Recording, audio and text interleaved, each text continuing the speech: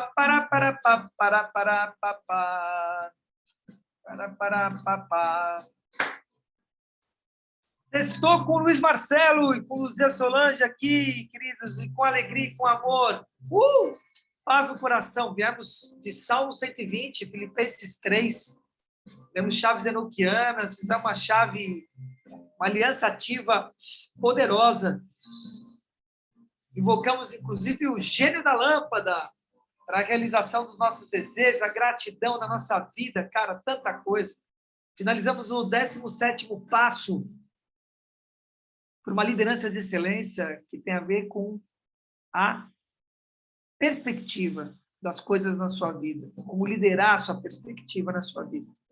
E agora, vamos para a última parte da nossa leitura, como fazer a coisa acontecer. É isso aí, dona Luzia Solange? É isso aí, queridos. Vamos para as últimas páginas. Please attention, sem ler prefácio, o que, da onde veio, matéria. Vamos finalizar o que tem que finalizar, o livro, tá bom? Então, nos presentei, dona Luzia Solange. Nós vamos costurando com comentários pertinentes quando for necessário. Até já já.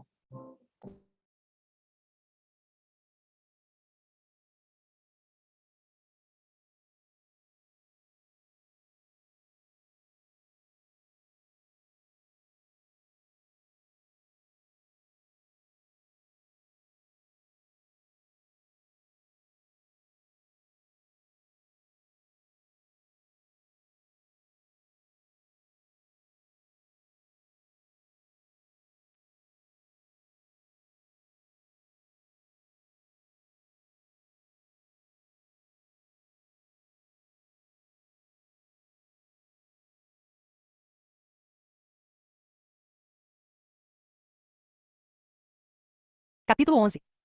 O poder do hábito de capturar. Há muito mais nessas técnicas e modelos simples do que pode parecer à primeira vista. De fato, eles oferecem um método sistemático para manter sua mente livre de distrações, garantindo um alto nível de ciência e eficácia no trabalho. Apenas isso já seria o suficiente para implementar essas práticas. Demonstrar integridade na gestão de acordos internos e externos otimiza todos os seus relacionamentos.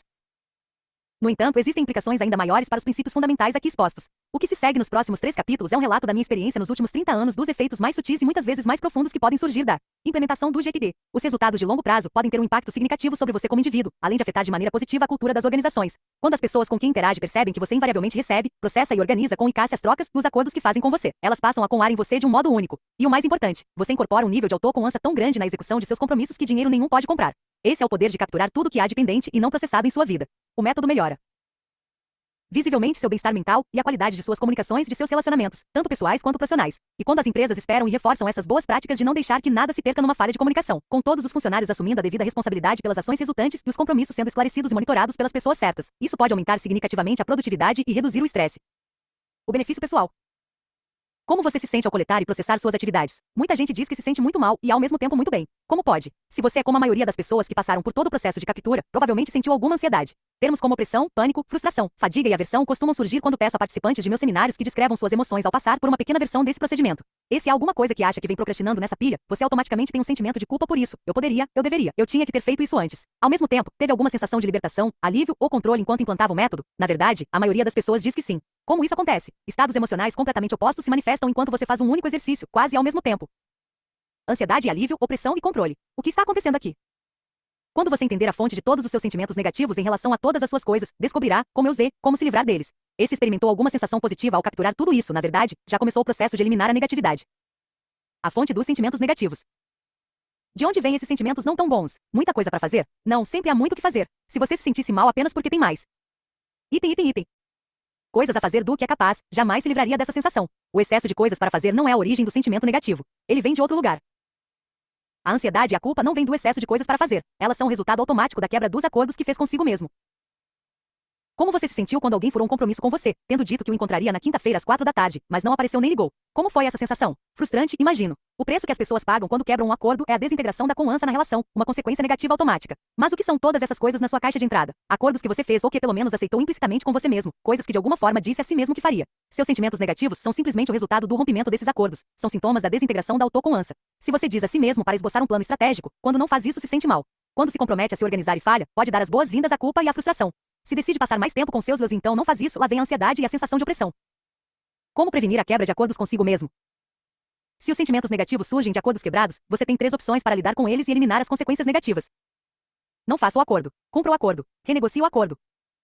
Não faça o acordo. Provavelmente foi muito boa a sensação de pegar um item de sua antiga tralha, decidir que não ia fazer nada a respeito e apenas rasgá-lo, reciclá-lo ou jogá-lo no lixo. Uma forma de lidar com as pendências em seu mundo é simplesmente dizer não. Você se sentiria bem mais leve se pudesse simplesmente baixar seus padrões. Se não se importasse tanto em fazer com que tantas coisas estejam em certo nível, o modo como cria seus lios, seu sistema escolar, o moral da equipe, o código do Solver, teria menos coisas a fazer ou chamando sua atenção. 37 Duvido que você vá baixar seus padrões. Mas, assim que realmente entender as consequências, provavelmente fará menos acordos. Comigo funcionou. Eu costumava fazer muitos deles, apenas para obter a aprovação das pessoas. Quando percebi o preço que estava pagando por não cumprir esses acordos, tornei-me muito mais consciente a respeito dos que fazia. Um executivo de seguros com quem trabalhei descreveu o maior benefício que obteve com a implementação deste sistema. Antes, eu apenas dizia a todo mundo claro, vou fazer isso porque de fato não sabia quanto realmente tinha que fazer. Agora aqui tenho um inventário claro e completo. Para manter minha integridade tive que começar a dizer, não posso fazer isso, sinto muito. O mais surpreendente é que, em vez de ficarem chateadas com minha recusa, as pessoas ficam impressionadas com minha disciplina. Manter um inventário completo e objetivo do seu trabalho, e revisá-lo regularmente torna muito mais fácil dizer não com integridade.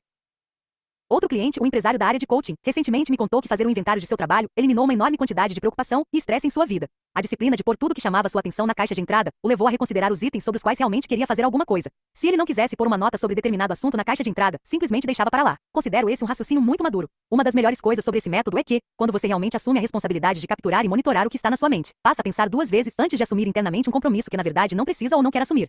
Em meus muitos anos trabalhando com pessoas para deixar suas listas de projetos claras e atualizadas, vi todas elas decidirem que não valia a pena fazer alguma coisa com a qual achavam que estavam comprometidas. Não ter consciência de tudo que se precisa fazer é muito parecido com ter um cartão de crédito sem saber seu saldo ou seu limite. Cá muito mais fácil ser descuidado com seus compromissos. Cumpra o acordo. Outra forma de se livrar dos sentimentos negativos a respeito das suas coisas, é claro, é concluí-las e poder marcá-las como feitas. Você na verdade adora fazer coisas, desde que tenha a sensação de que as completou. Se começou a executar as ações que levam menos de 2 minutos assim que elas surgem na sua vida, tenho certeza de que pode atestar o benefício psicológico. Muitas pessoas com quem trabalho se sentem ótimas depois de apenas algumas horas processando suas pilhas, simplesmente porque concluíram muitas coisas usando a regra dos 2 minutos. Abandone a tensão do por fazer e abrace a paz, já feito. JLW. Você pode passar um ótimo M de semana concluindo um monte de pendências e tarefas que tinham se acumulado pela casa e na sua vida pessoal. Quando você captura todos os laços abertos, pequenos ou grandes, e os organiza numa lista à sua frente, invariavelmente uma parte de você ficará inspirada, ou terá uma repulsa criativa, ou se sentirá intimidado bastante, a acabar com muitos itens da lista. Todos nós parecemos ter sede de vitórias. É ótimo satisfazê-la dando a si mesmo tarefas factíveis, que possam ser concluídas com facilidade. Alguma vez você já terminou uma ação que não constava na lista e em seguida a escreveu e a marcou como feita? Então você sabe do que estou falando. Entretanto, a outra questão aqui: como você se sentiria se suas listas e sua pilha fossem totalmente concluídas e com sucesso? Provavelmente estaria pulando de alegria, cheio de energia criativa. É claro que em 3 dias, se não em 3 minutos. O que você teria? Isso mesmo, outra lista, talvez ainda maior, com coisas potencialmente mais 10 horas. Você se sentiria tão bem em terminar todas as suas tarefas que provavelmente aceitaria coisas maiores e mais ambiciosas para fazer. E não para por aí. Se você tem um chefe ou uma diretoria, o que acha que ele faria depois de notar os altos níveis de competência e produtividade que você está demonstrando? Certo, de novo, lhe daria mais coisas para fazer. Portanto, uma vez que você não vai baixar significativamente seus padrões nem parar de criar mais coisas para fazer, é melhor se sentir confortável com a terceira opção se quiser evitar o estresse. Renegocie o acordo. Vamos supor que eu tenha combinado com você que iria encontrá-lo na quinta-feira, às 4 da tarde, mas que, depois de fazer o acordo, meu mundo mudou. Agora, dadas as novas prioridades, decido não encontrar você na quinta-feira às 4. No entanto, em vez de simplesmente não aparecer, qual seria a melhor atitude a tomar para manter a integridade da relação? Certo, telefonar e mudar o acordo. Um acordo renegociado não é um acordo quebrado. É o ato do perdão que descortina a única forma possível de se pensar criativamente sobre o futuro. PDW. Já entendeu por que tirar todas as coisas da cabeça e deixá-las na sua frente faz você se sentir melhor? Porque você renegocia automaticamente seus acordos consigo mesmo quando você olha para eles, pensa neles, ou os executa naquele momento, ou diz não, agora não. Aqui está o problema. É impossível renegociar acordos consigo mesmo quando você não lembra que os fez. O fato de não se lembrar de um acordo que fez consigo mesmo não significa que você não se julgue responsável por ele. Pergunte a qualquer psicólogo quanto de senso de passado e futuro essa parte de sua mente tem. A parte que estava guardando a lista que você esqueceu, 0. Na sua cabeça, tudo é presente. Isso significa que, assim que você diz a si mesmo que deveria fazer alguma coisa, se arquiva isso apenas na sua memória de curto prazo. Essa parte só pensa que você deveria estar fazendo isso o tempo todo. E isso quer dizer que, assim que você se dá 2 coisas para fazer e as guarda apenas na cabeça, cria estresse e fracasso instantâneos e automáticos, porque não consegue fazer as 2 coisas ao mesmo tempo. Assim, essa parte da sua mente, aparentemente significativa, continuará a considerá-lo responsável. Provavelmente você tem alguma área de depósito em casa, talvez um porão que disse a si mesmo um tempo atrás, quem sabe há 10 anos, que devia limpar e organizar. Nesse caso, há uma parte sua que provavelmente acha que você deveria estar arrumando o porão 24 horas por dia nos últimos 10 anos. Não admira que as pessoas estejam tão cansadas. E já ouviu aquela vozinha do seu comitê interior toda vez que passa por essa área? Por que você está passando pelo porão? Não deveria limpá-lo? Como você não suporta essa parte lamuriosa e irritante de si mesmo, nem vai mais para aquela área, se puder evitar. Para calar essa voz, você tem as 3 opções de lidar com seu acordo consigo mesmo que acabamos de apresentar. Não faça o acordo, cumpra-o ou renegocie-o. Sou muito sincero com relação a isso. Parece que existe uma parte da nossa consciência que não sabe a diferença entre um acordo sobre arrumar o porão e um acordo sobre comprar uma empresa ou melhorar suas finanças pessoais. Para ela, todos são apenas acordos, mantidos ou quebrados. Se você está guardando algo apenas internamente, logo terá um acordo rompido se não agir sobre ele em algum momento. A ruptura radical com a gestão de tempo tradicional. O método GTD é significativamente diferente do treinamento tradicional de gestão do tempo. Muitos desses modelos o deixam com a impressão de que, se alguma coisa que diz a si mesmo para fazer não é tão importante, não vale a pena monitorá-la, gerenciá-la ou lidar com ela. Mas, na minha experiência, isso não é correto, pelo menos em termos de como uma parte menos consciente de nós funciona. Entretanto, é assim que nossa mente consciente opera, por isso todo acordo deve ser consciente. Isso significa que eles devem ser capturados, esclarecidos e revisados objetivamente e com regularidade com toda a consciência, a de que você possa colocá-los em seus devidos lugares na sua área de gerenciamento pessoal. Se isso não acontecer, eles acabarão absorvendo mais do que merecem da sua energia interior. Qualquer coisa que seja mantida apenas na sua cabeça exigirá mais ou menos atenção do que merece. O motivo para capturar tudo não é que tudo seja igualmente importante, é que não é. As pendências que não foram capturadas criam confusão e imobilidade por causa da pressão que geram e da atenção que absorvem. Qual é a quantidade de captura necessária?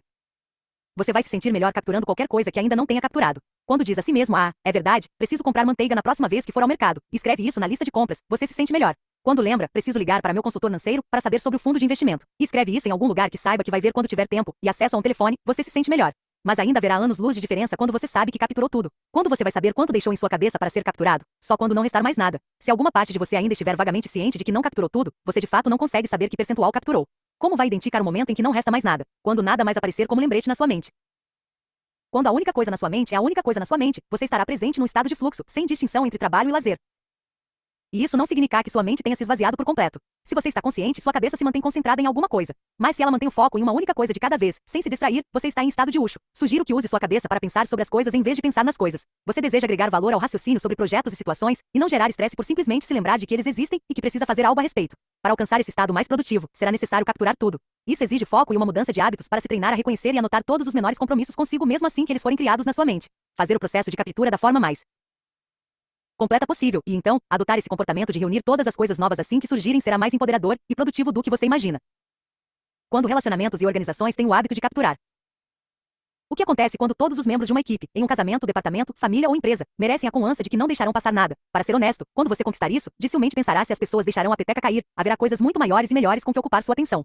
Mas, se as falhas de comunicação ainda forem uma questão, provavelmente haverá alguma camada de frustração e um nervosismo generalizado nas relações ou na cultura. Muitas pessoas sentem que, sem vigilância constante e controle, as coisas poderiam desaparecer no sistema e explodir a qualquer momento. Elas não percebem que se sentem assim, porque têm estado tão consistentemente nessa situação que a encaram como se fosse uma lei permanente, como a gravidade. Mas não precisa ser assim. Ter que tirar a água de um barco furado prejudica sua capacidade de direcioná-lo e movê-lo adiante. Observei isso durante anos. Boas pessoas que não incorporaram esses comportamentos chegam ao meu ambiente e ficam chocadas. Faz 30 anos que vivo com os padrões de uma mente como água e limites claros e bem delimitados nas caixas de entrada. Quando uma anotação solta na caixa de entrada de alguém, sem ser processada, ou quando uma pessoa diz, durante uma conversa, sim, vou fazer isso, mas não captura o compromisso de alguma forma, meu alarme dispara. Esse é um comportamento inaceitável em meu mundo. Há coisas mais importantes para fazer do que se preocupar com o que não está no sistema. Preciso com ar que qualquer pedido ou informação relevante que eu ponha no e-mail, numa mensagem de voz, numa conversa ou numa anotação vá entrar no sistema da outra pessoa e ser processada e organizada em breve, ficando disponível para sua revisão como uma opção de ação. Se o destinatário estiver gerenciando as mensagens de voz mas não o e-mail e os papéis, entendo que devo usar apenas esse meio de comunicação com hábil. Esse comportamento deveria ser inaceitável em qualquer empresa que se importa em garantir que as coisas sejam feitas com o mínimo de esforço. Quando for necessário uma mudança, deve haver confiança de que as iniciativas para essa mudança serão tomadas de modo adequado. Qualquer sistema intacto só é tão forte quanto seu elo mais fraco, e muitas vezes esse calcanhar de Aquiles é a falta de agilidade de uma pessoa-chave para responder às comunicações no sistema. Noto isso especialmente quando circulo pelas empresas nas quais as caixas de entrada não existem ou estão abarrotadas, obviamente, há muito tempo sem serem processadas. Essas culturas em geral sofrem de um caso grave de interrupcionite porque não podem com o ar que as comunicações serão postas no sistema.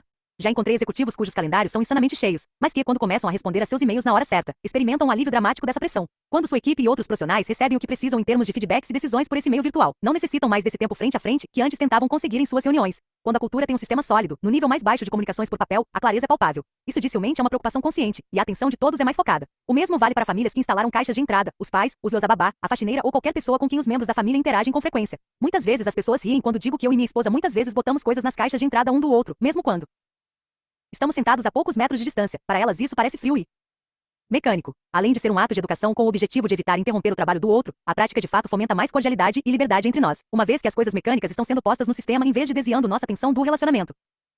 As organizações precisam criar uma cultura na qual seja aceitável que todo mundo tenha mais a fazer do que é capaz e em que seja inteligente renegociar acordos sobre o que todos não estão fazendo. Infelizmente, não há como legislar sobre sistemas pessoais. Todo mundo deve ter seu próprio jeito de lidar com as coisas. No entanto, você pode responsabilizar as pessoas pelos resultados e por monitorar e gerenciar tudo que surgir no caminho delas. E também pode dar a elas as informações deste livro. Aí, pelo menos, elas não terão desculpa para deixar algo passar. Isso não significa que todos precisem fazer tudo. Espero ter descrito um modo de nos relacionarmos com o mundo baseado no conhecimento de que dá espaço para que todos tenham mais coisas a fazer do que de fato podem fazer.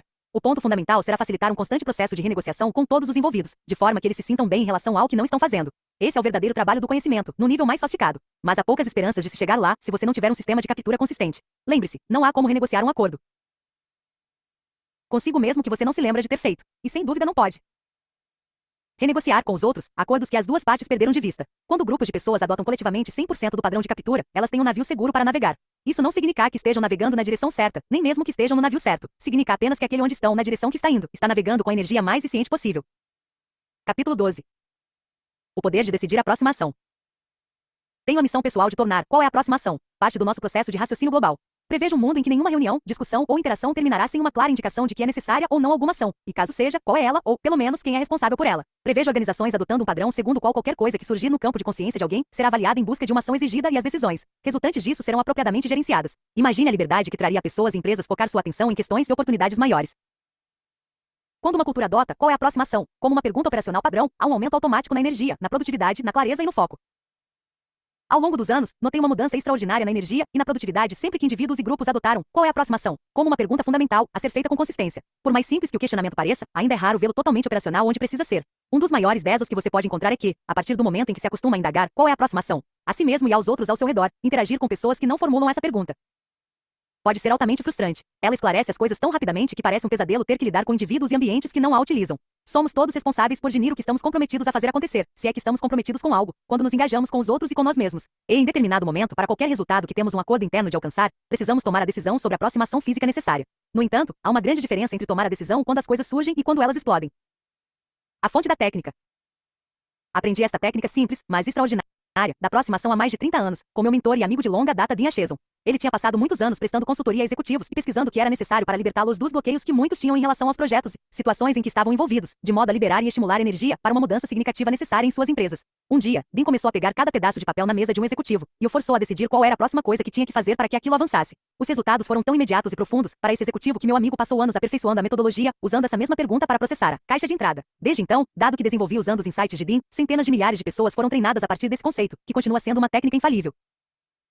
Esse processo de raciocínio não é inato nem parece se desenvolver naturalmente. Quando você nasceu, provavelmente não lhe passou pela cabeça perguntar à sua mãe: e aí, o que estamos fazendo aqui? Qual é a próxima ação e quem é o responsável por ela? Trata-se de uma técnica de raciocínio, de tomada de decisões e de direcionamento consciente do foco que precisa ser aprendida. Ela lhe ocorrerá automaticamente quando a situação assim o exigir, como numa crise, ou quando a pressão de uma situação, do chefe, de um cliente, de seu-lhe ou de uma circunstância inesperada, forçar a decisão a respeito de uma próxima ação para evitar consequências dolorosas. Porém, incorporar isso como um comportamento proativo, antes que as circunstâncias sejam tão óbvias, as ações tão imediatamente necessárias, é uma prática adquirida. 38 Torná-la parte de sua vida pessoal e profissional nunca falha em aumentar tanto sua produtividade quanto sua paz de espírito. Criando a opção de fazer.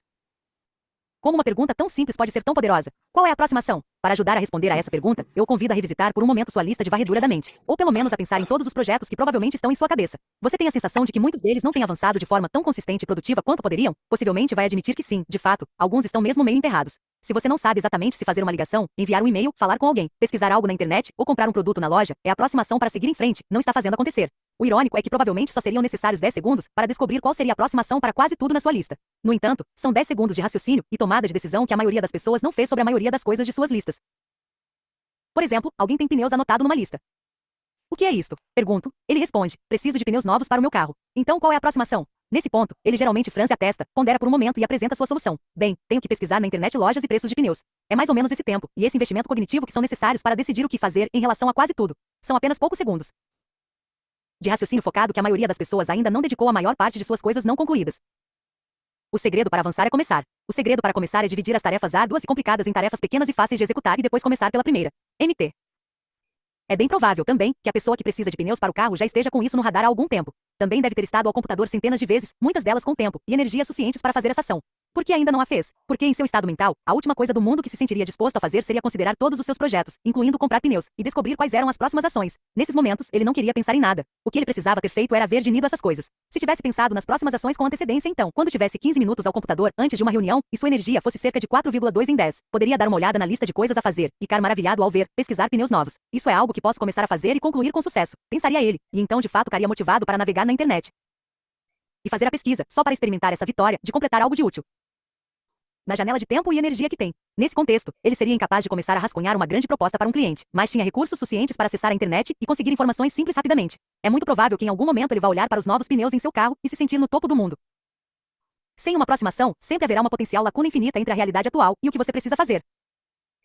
Dinheiro, que é uma ação de verdade no nível mais básico, e organizar um lugar para os lembretes no qual possamos com ar são peça-chave para o aumento da produtividade e para a criação de um ambiente interior relaxado. Muitas vezes até as coisas mais simples caem enterradas, porque não tomamos uma decisão não sobre a próxima ação.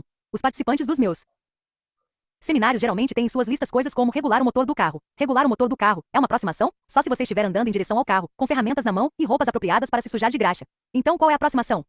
Preciso levar o carro para a oficina. Assim, antes tenho que saber se a oficina tem disponibilidade. Acho que devo ligar para lá e marcar uma hora. Você tem um número? Droga, não tenho um número nem sei o nome da oficina. Foi Fred que a indicou e não tenho essas informações. Sabia que estava faltando alguma coisa. E muitas vezes é isso que acontece, em relação a várias coisas diferentes. Olhamos rapidamente para o projeto e alguma parte de nós pensa, não tenho todas as peças entre o ponto onde estou e aonde quero chegar. Sabemos que existem coisas faltando, mas não temos certeza do que, então desistimos. Então qual é a próxima ação? Preciso pegar o nome e o telefone. Acho que consigo essas informações com o Fred. Como você faria isso? Posso mandar um e-mail para ele. Portanto, a próxima ação na verdade é enviar um e-mail para o Fred pedindo os dados da oficina. Percebeu quantas coisas precisaram ser rastreadas antes de chegarmos à verdadeira próxima ação nesse projeto? Esse foi um exemplo típico. A maioria das pessoas tem muitas coisas como essa em suas listas e em sua cabeça. Porque pessoas brilhantes são as que mais procrastinam. É verdade que as pessoas mais inteligentes e sensatas são as que têm o maior número de decisões pendentes em suas vidas e em suas listas. Por quê? Pensem como nosso corpo reage às imagens que temos na mente. Parece que o sistema nervoso não consegue distinguir a diferença entre uma boa ideia imaginária e a realidade. Pessoas inteligentes têm a capacidade de surtar mais rápido e de forma mais dramática que as demais.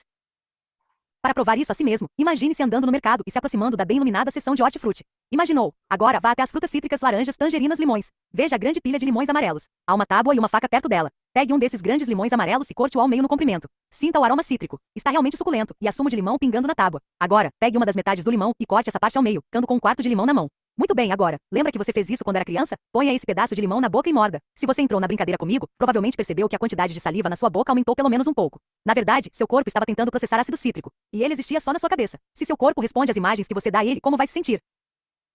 Basicamente, quando pensar em, digamos, declarar seu imposto de renda, você está criando imagens de facilidade, empolgação, plenitude, sucesso e vitória? Provavelmente não. Apenas por esse motivo, que tipos de pessoa logicamente seriam as mais resistentes a serem lembradas de um projeto como esse? Ou seja, quem procrastinaria mais? Com certeza, as mais criativas, sensíveis e inteligentes. Porque sua sensibilidade e criatividade lhes dá a capacidade de produzir em sua mente cenários de um verdadeiro pesadelo a respeito do que pode estar envolvido em fazer esse projeto, todas as consequências negativas que poderiam surgir se ele não cair perfeito. Elas simplesmente entram em pânico instantaneamente e desistem.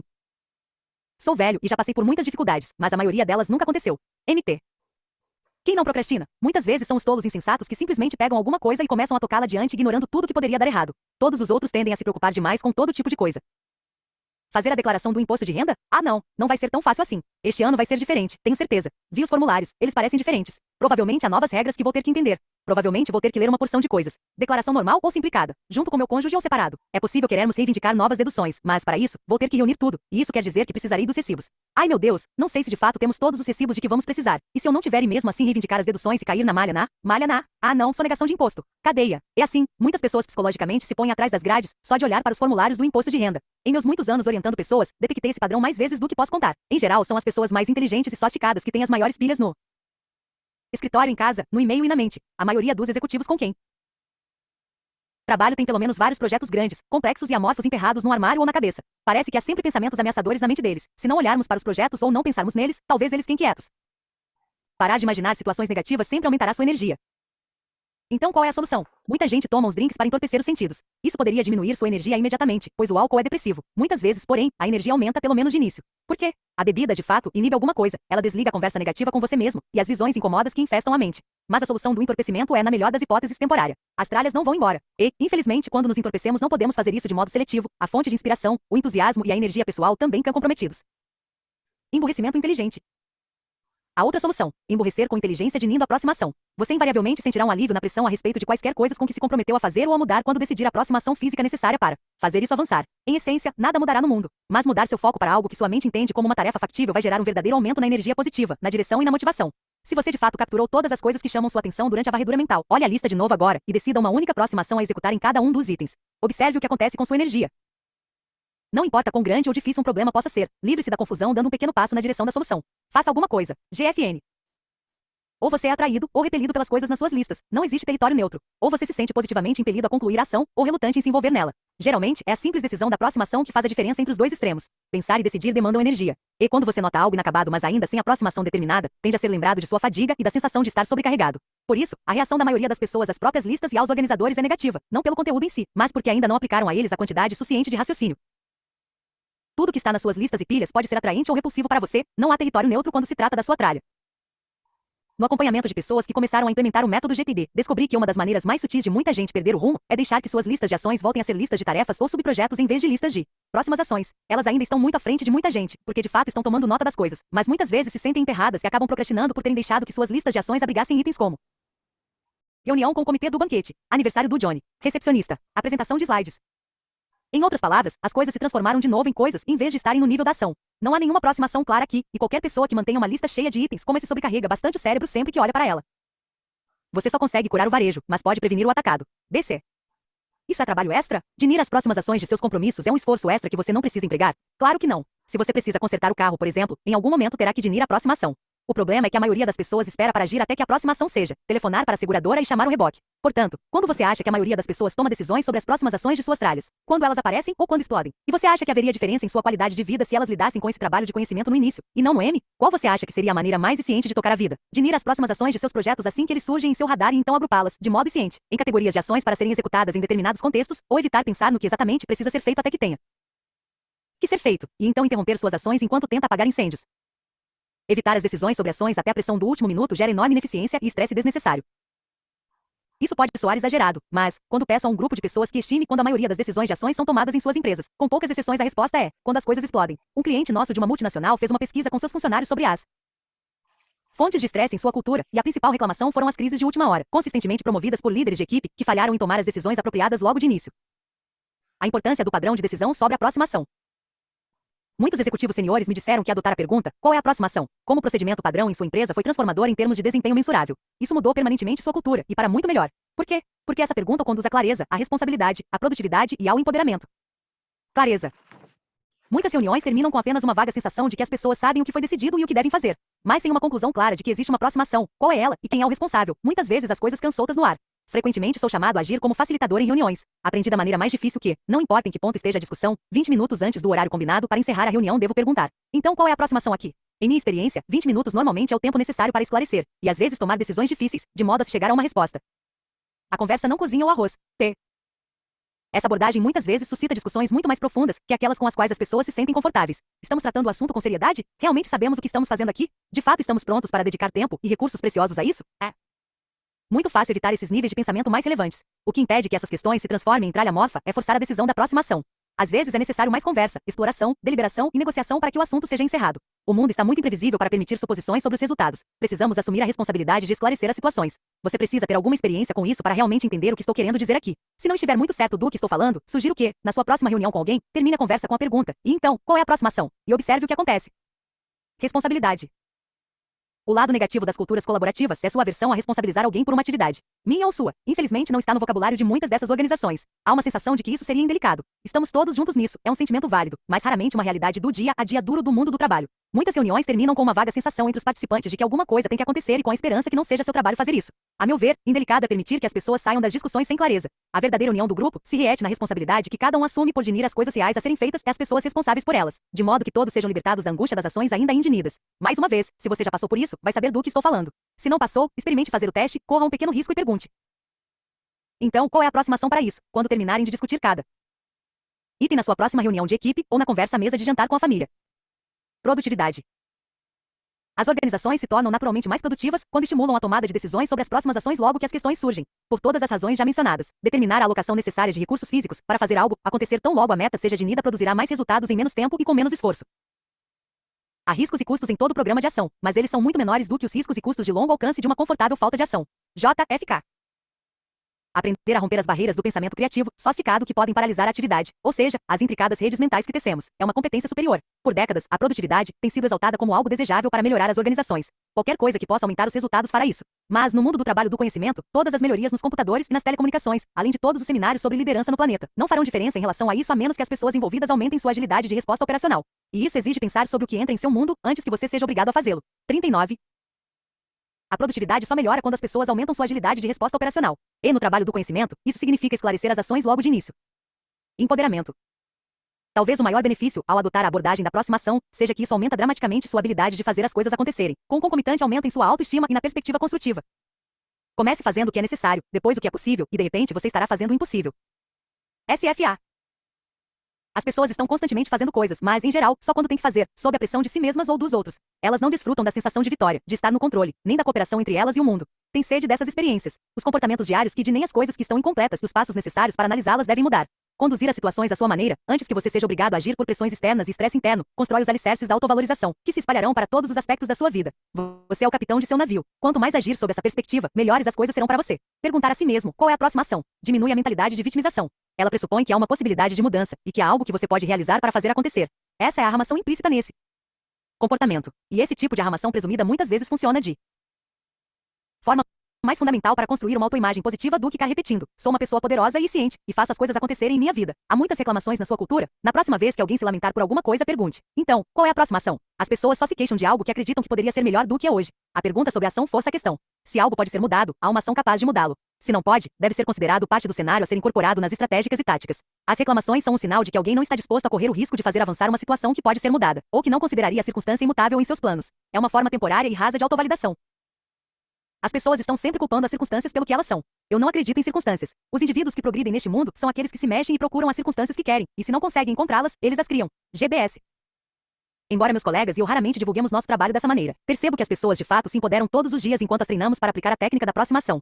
Ela aumenta o brilho em seus olhos e ilumina seu caminho, acendendo uma centelha em seu pensamento e comportamento. Todos nós já somos poderosos, mas decidir e gerenciar com ciência as ações físicas necessárias para fazer as coisas avançarem parece exercer esse poder de uma forma que reúne os aspectos mais positivos de nossa natureza. Quando você começa a fazer as coisas acontecerem, começa a acreditar que pode fazê-las acontecer. E isso faz as coisas acontecerem. Capítulo 13. O poder do foco nos resultados. O poder de direcionar nossos processos mentais e imaginativos para criar mudanças tem sido estudado e promovido em milhares de contextos, desde os primeiros livros sobre pensamento positivo até as descobertas recentes em neurociologia avançada. Meu interesse está em aplicar o princípio à realidade prática. Isso ajuda a fazer acontecer, em caso positivo, como aproveitá-lo melhor na gestão do trabalho. Somos mesmo capazes de usar essa informação de forma a nos permitir produzir o que queremos com menos esforço? A resposta tem sido um sonoro sim.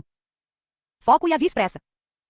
Ao longo dos anos, tenho visto a aplicação do método GTD criar resultados profundos para as pessoas em seu dia a dia. Quando você começar a usá-lo como sua primeira forma de encarar todas as situações, seja processar e-mails, comprar uma casa ou uma empresa, estruturar reuniões ou conversar com seus IOs, sua produtividade alcançará o topo. Muitos dos profissionais com quem trabalhei que aplicaram o método hoje têm empregos, carreiras e estilos de vida melhores ou até mesmo inteiramente novos. O processo realmente funciona na área das coisas comuns com as quais temos que lidar diariamente, as tralhas do nosso trabalho. Quando você mostra a si mesmo e aos outros uma crescente habilidade de fazer acontecer, nas trincheiras, provavelmente não vai cair na mesma trincheira por muito tempo. É claro, quem se sente atraído a implementar a arte de fazer acontecer em geral já está pronto para um caminho de autodesenvolvimento, e não presume que daqui a um ano estará fazendo as mesmas coisas que faz hoje, de qualquer maneira. Mas essas pessoas adoram o fato de que esse método as leva lá mais depressa e com mais facilidade. É interessante observar que quem menos precisa do método são as pessoas que se engajam nele mais rápida e profundamente. Isso me deixou confuso por um tempo, até que percebi que um dos resultados mais importantes de sua implementação é aliviar a resistência. Quem está mais interessado nisso? Aqueles que mais investem no próprio avanço, da forma mais rápida e fácil. Tem sido inspirador para mim aprender e treinar outras pessoas a lidar com as realidades imediatas da vida real, e a usar o poder da imaginação positiva para experiências práticas em seu cotidiano. A via expressa, aqui mencionada, não é o melhor termo. Para algumas pessoas, reduzir a velocidade, sair da mesmice e cuidar de si mesmas pode ser a maior mudança provocada por esta metodologia. 40 no M das contas, ela torna você mais consciente, mais focado e mais capaz de implementar as mudanças e alcançar os resultados que deseja, quaisquer que sejam eles. Dar um jeito de passar mais tempo com Minhalha é um projeto específico como qualquer outro, e que também demanda que uma próxima ação seja determinada. Ter a sensação vaga e incômoda de que você deveria fazer alguma coisa a respeito de sua relação com sua Ilha e, na verdade, não faz nada pode ser desanimador. Muitas vezes trabalho com pessoas que estão dispostas a reconhecer as coisas significativas de sua vida nesse nível como incompletas, a escrevê-las, definir projetos reais a respeito delas e garantir que as próximas ações foram determinadas, até que a linha de chegada seja cruzada. Talvez isso seja a verdadeira produtividade em sua mais legítima manifestação. Definir projetos específicos e próximas ações que se voltem para questões reais referentes à qualidade de vida é a produtividade em seu mais alto grau. Item. A importância de aplicar o raciocínio para resultados. O que quero enfatizar agora é como aprender a processar os detalhes de nosso trabalho e nossa vida com esse sistema claro e consistente pode afetar a nós e aos outros de maneiras significativas e inesperadas. Como já disse, aplicar a técnica da decisão das próximas ações se reveste em clareza, produtividade, responsabilidade e empoderamento. Temos exatamente os mesmos resultados quando você se disciplina a identificar os verdadeiros objetivos que quer alcançar e, mais especificamente, os projetos que precisa dinir para chegar a eles. Tudo está interligado. Você não pode dinir a ação correta até que saiba que resultado está buscando, e seu resultado estará desconectado da realidade se você não tiver clareza a respeito do que precisa fazer fisicamente para que ele aconteça. Para fazer acontecer, você pode e deve avançar nas duas direções. De acordo com Steven Snyder, especialista em aprendizagem e meu amigo. Existem apenas dois problemas na vida. Você sabe o que quer, mas não sabe como conseguir, ou você não sabe o que quer. Se isso for verdade, e acho que é, então há apenas duas soluções. Descubra, faça acontecer. Esse processo pode ser construído com base nos modelos Yin, Yang, hemisfério direito, hemisfério esquerdo do cérebro, criador, destruidor, visionário, implementador ou qualquer estrutura equivalente que funcione melhor para você. A verdade é que, como seres humanos, nossa energia parece ter uma realidade dualista e teleológica. Criamos e nos identificamos com coisas que ainda não são reais em todos os nossos níveis de experiência, e quando fazemos isso, reconhecemos a forma de reestruturar o mundo atual para transformá-lo em um novo mundo, e experimentamos o ímpeto de fazer isso. Nós estamos constantemente criando e realizando.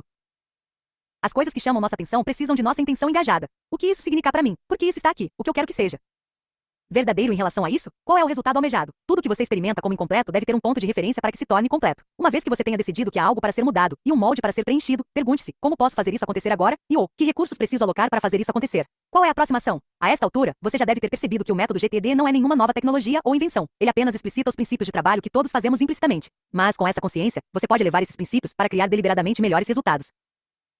O maior prazer que a vida nos concede é superar as dificuldades, passar de uma etapa do sucesso para outra, elaborar novos desejos e vê-los satisfeitos. D.S.J.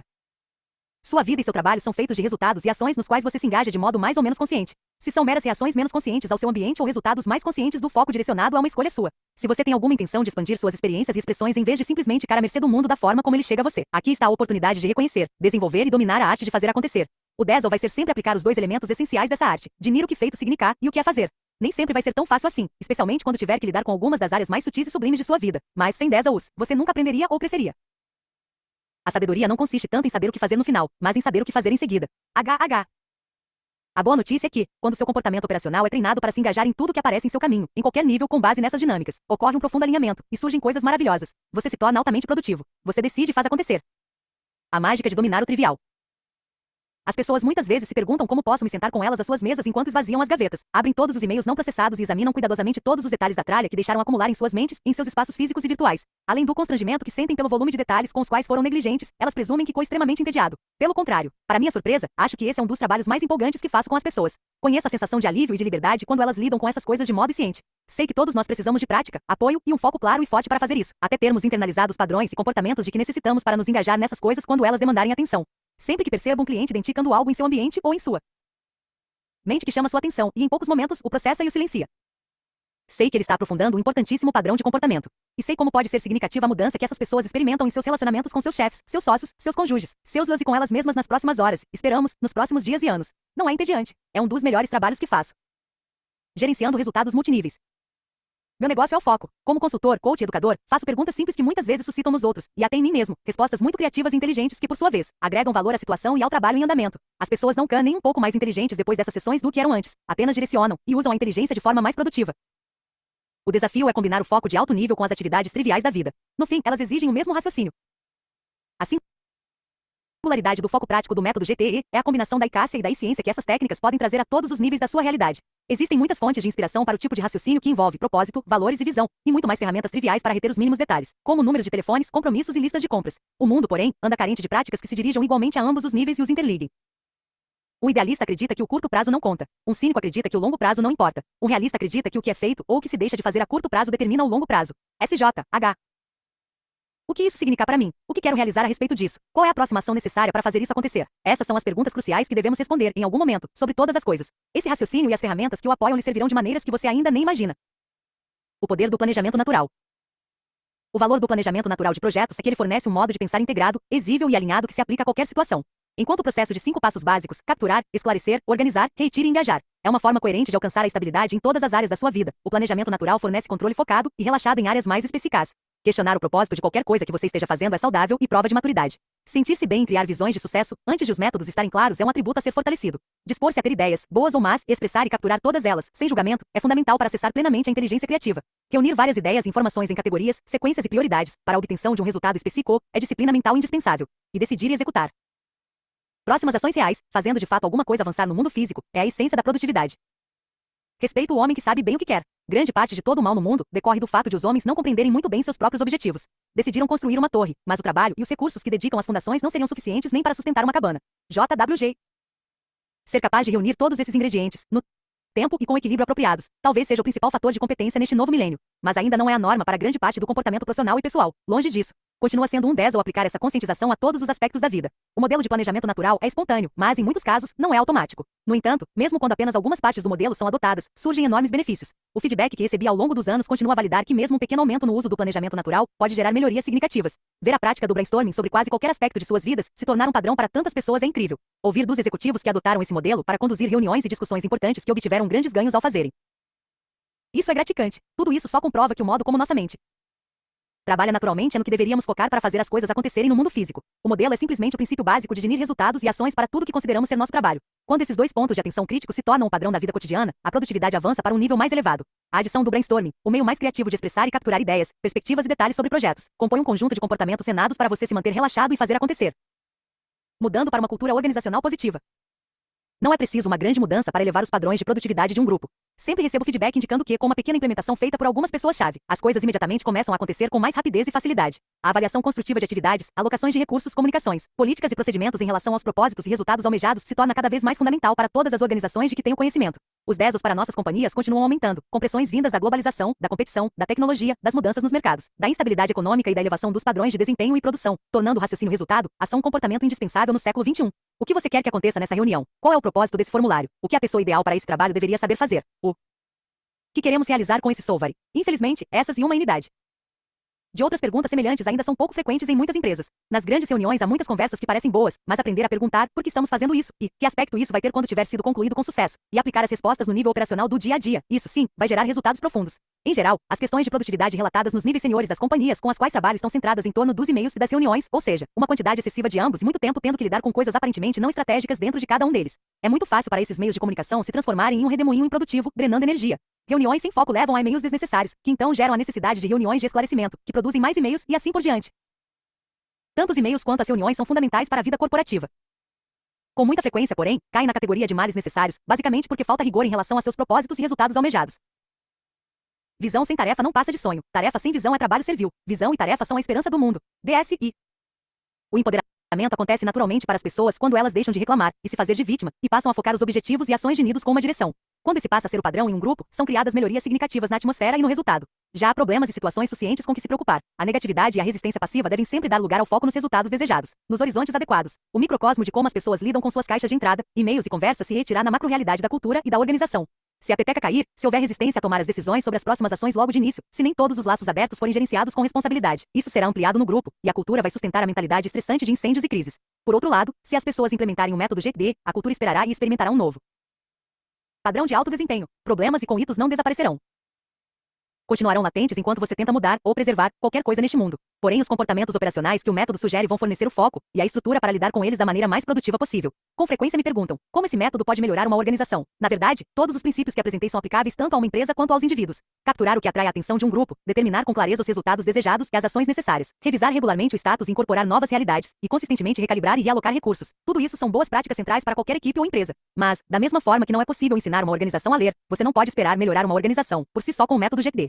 Para funcionar na economia do conhecimento, as empresas precisam de pessoas que leiam. A cultura organizacional pode oferecer treinamento e apoio. Elas também vão precisar de pessoas que dominaram a arte de fazer acontecer com eficiência para atuar nos novos níveis exigidos neste século, quando tudo isso se manifesta nas empresas.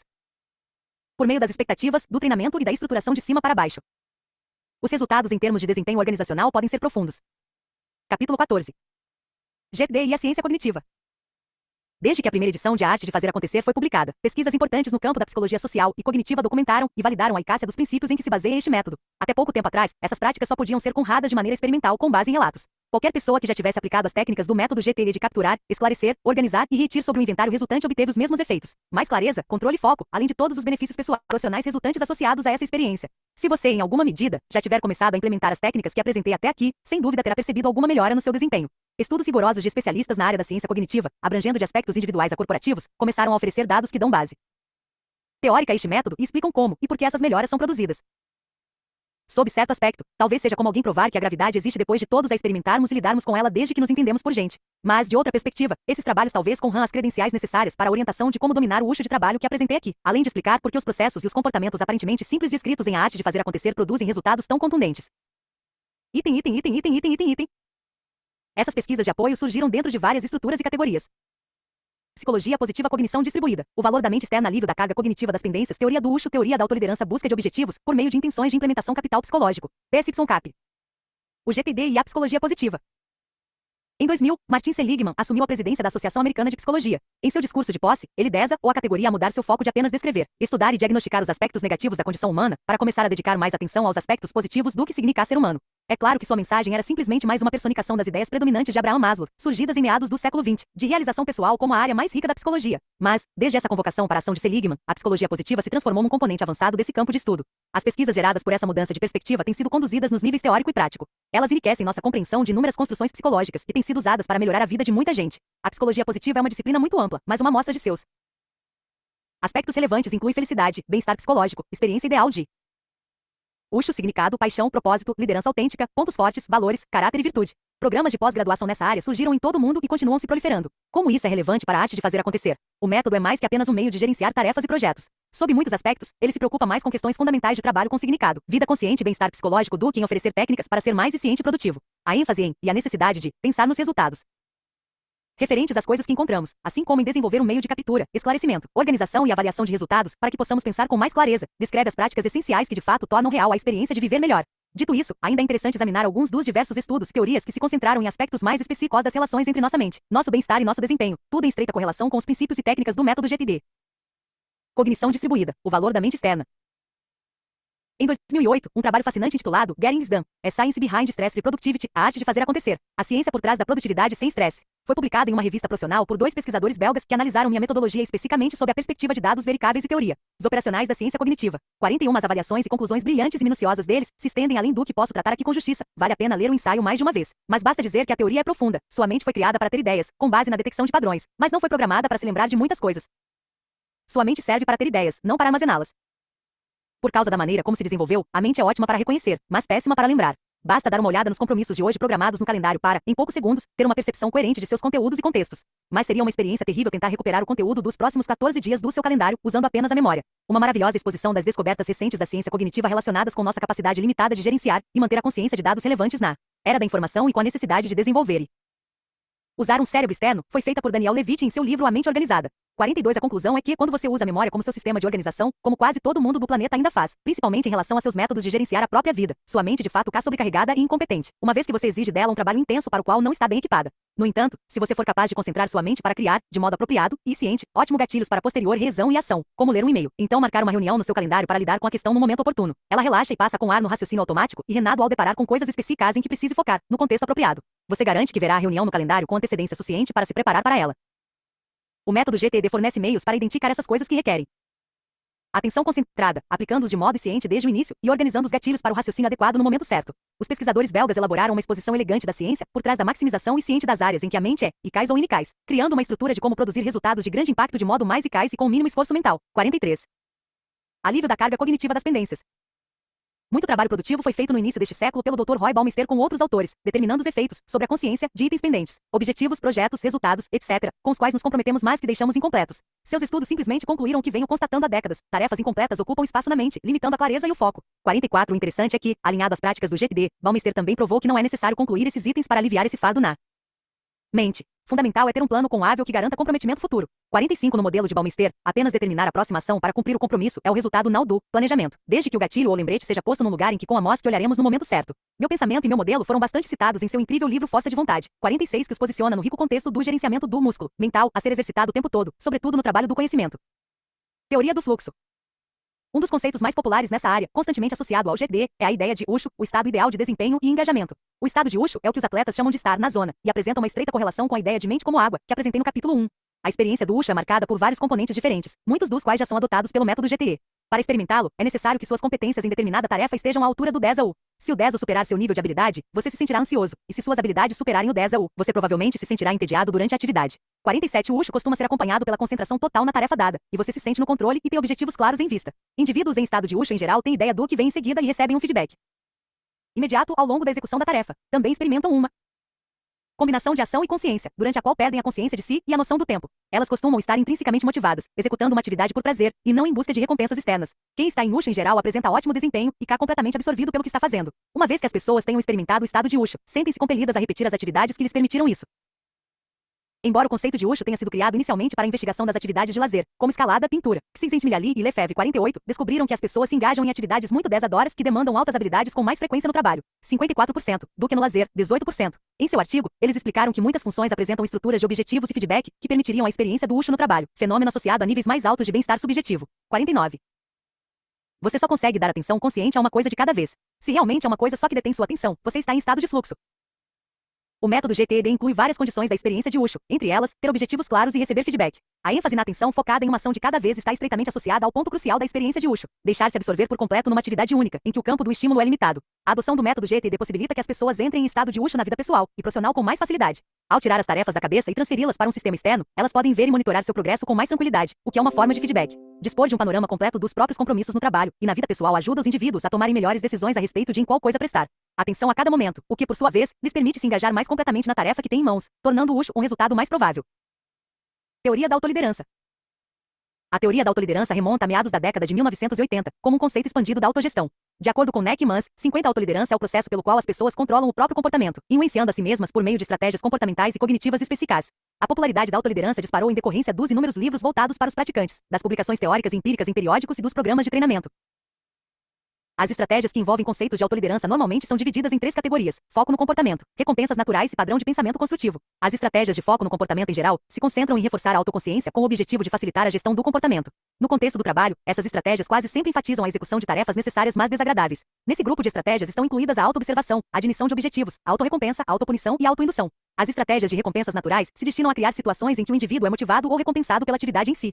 Elas giram em torno da reformulação de ações ou atividades desagradáveis a de torná-las mais prazerosas e enfatizam foco deliberado em seus aspectos gratificantes. As estratégias de padrão de pensamento construtivo têm como objetivo específico desenvolver modos de pensar capazes de influenciar o desempenho de maneira positiva. Exemplos comuns são a comunicação intrapessoal, o imaginário e a substituição de crenças e suposições disfuncionais. Dar a si mesmo as pistas certas que você notará no momento apropriado, sobre as coisas certas, é uma prática essencial da produtividade sem estresse. Há alguns aspectos do método GTD que se conectam a cada um dos 3 tipos de autoliderança. Um dos mais evidentes é o conceito de autoindução. Um sistema GTD bem construído fornece um instrumento físico que dispara a ação futura. O método também inclui o componente de estratégias de recompensas naturais. Há uma sensação de prazer em identificar tarefas pequenas mas incômodas e cuidar delas, algo que a limpeza completa da memória RAM mental e algum tempo livre certamente tornam possível. Finalmente, um elemento-chave do método GTD é o componente mental de pensar no próprio trabalho, não só como uma série de grandes projetos, mas também como uma sucessão de próximas ações concretas. Essa passagem de uma atitude derrotista, oprimida para um estado de motivação que propicia o avanço, é um ótimo exemplo de mudança para uma mentalidade positiva. Já se demonstrou que o uso de estratégias de autoliderança melhora o senso de autoeficiência, que, por sua vez, é um dos modelos mais bem pesquisados em psicologia organizacional. Ele tem sido relacionado à satisfação no trabalho, ao desempenho e a outros comportamentos organizacionais positivos, tanto para os que têm emprego tradicional quanto para os empreendedores. Perseguir e conquistar objetivos por meio de intenções de implementação. Objetivos, resultados almejados, são parte fundamental da vida, e o método GTD facilita a conquista tanto de suas metas profissionais quanto pessoais. Golvitzer e Oettingen conduziram uma importante linha de pesquisa sobre a realização de objetivos incorporando a ideia de intenções de implementação. 51 Em resumo, eles argumentam que a melhor maneira de garantir que um objetivo seja alcançado, executar ações até cumprir a meta, é criar uma ligação mental de causa e efeito sobre quando executar certas ações relevantes. Quando você faz planos, intenções de implementação, antecipadamente e decide quais ações serão executadas e em quais contextos, o comportamento adequado é quase automaticamente ativado em vez de ser arrancado de sua reserva limitada de força de vontade. Em outras palavras, se você acreditar que algo que vai fazer de um modo mais ou menos automático lhe fornecerá direção e energia suficientes para se mover rumo ao seu objetivo, você terá essa energia. Quando ela for necessária, ela não será desperdiçada por preocupações ou pensamentos constantes sobre o que fazer e quando. O método GTD e as intenções de implementação se conectam por meio do uso do sistema como gatilho para executar ações direcionadas para resultados. Por exemplo, você pode definir a seguinte intenção de implementação: quando eu estiver no escritório, com mais de 1 hora livre e um alto nível de energia, olharei minha lista de ações e selecionarei algo desafiador e importante em que trabalhar. Ou, no domingo à tarde vou fazer a revisão semanal. Ou, quando me sentir confuso e sobrecarregado, farei uma limpeza da memória RAM mental. As possibilidades de intenções de implementação são infinitas. Item. Item. Item. Capital psicológico, PSYCAP. O capital psicológico, PSYCAP, é uma estrutura relativamente nova por meio da qual os psicólogos organizacionais estão começando a avaliar o nível de engenhosidade dos funcionários e seus efeitos. Consiste em 4 aspectos de níveis: autoeficácia, otimismo, esperança e resiliência. Autoeficácia é ter a com ânsia de assumir ações desadoras e empregar o esforço necessário para executá-las. Otimismo é fazer previsões positivas sobre ser bem-sucedido, agora e no futuro. Esperança significa perseverar no cumprimento de objetivos, quando necessário, redirecionar o caminho para alcançá-los. Resiliência é voltar ao estado original, ou até mesmo melhor, depois de enfrentar adversidades e problemas. Individualmente, cada um desses aspectos é capaz de prever vários efeitos em certo grau.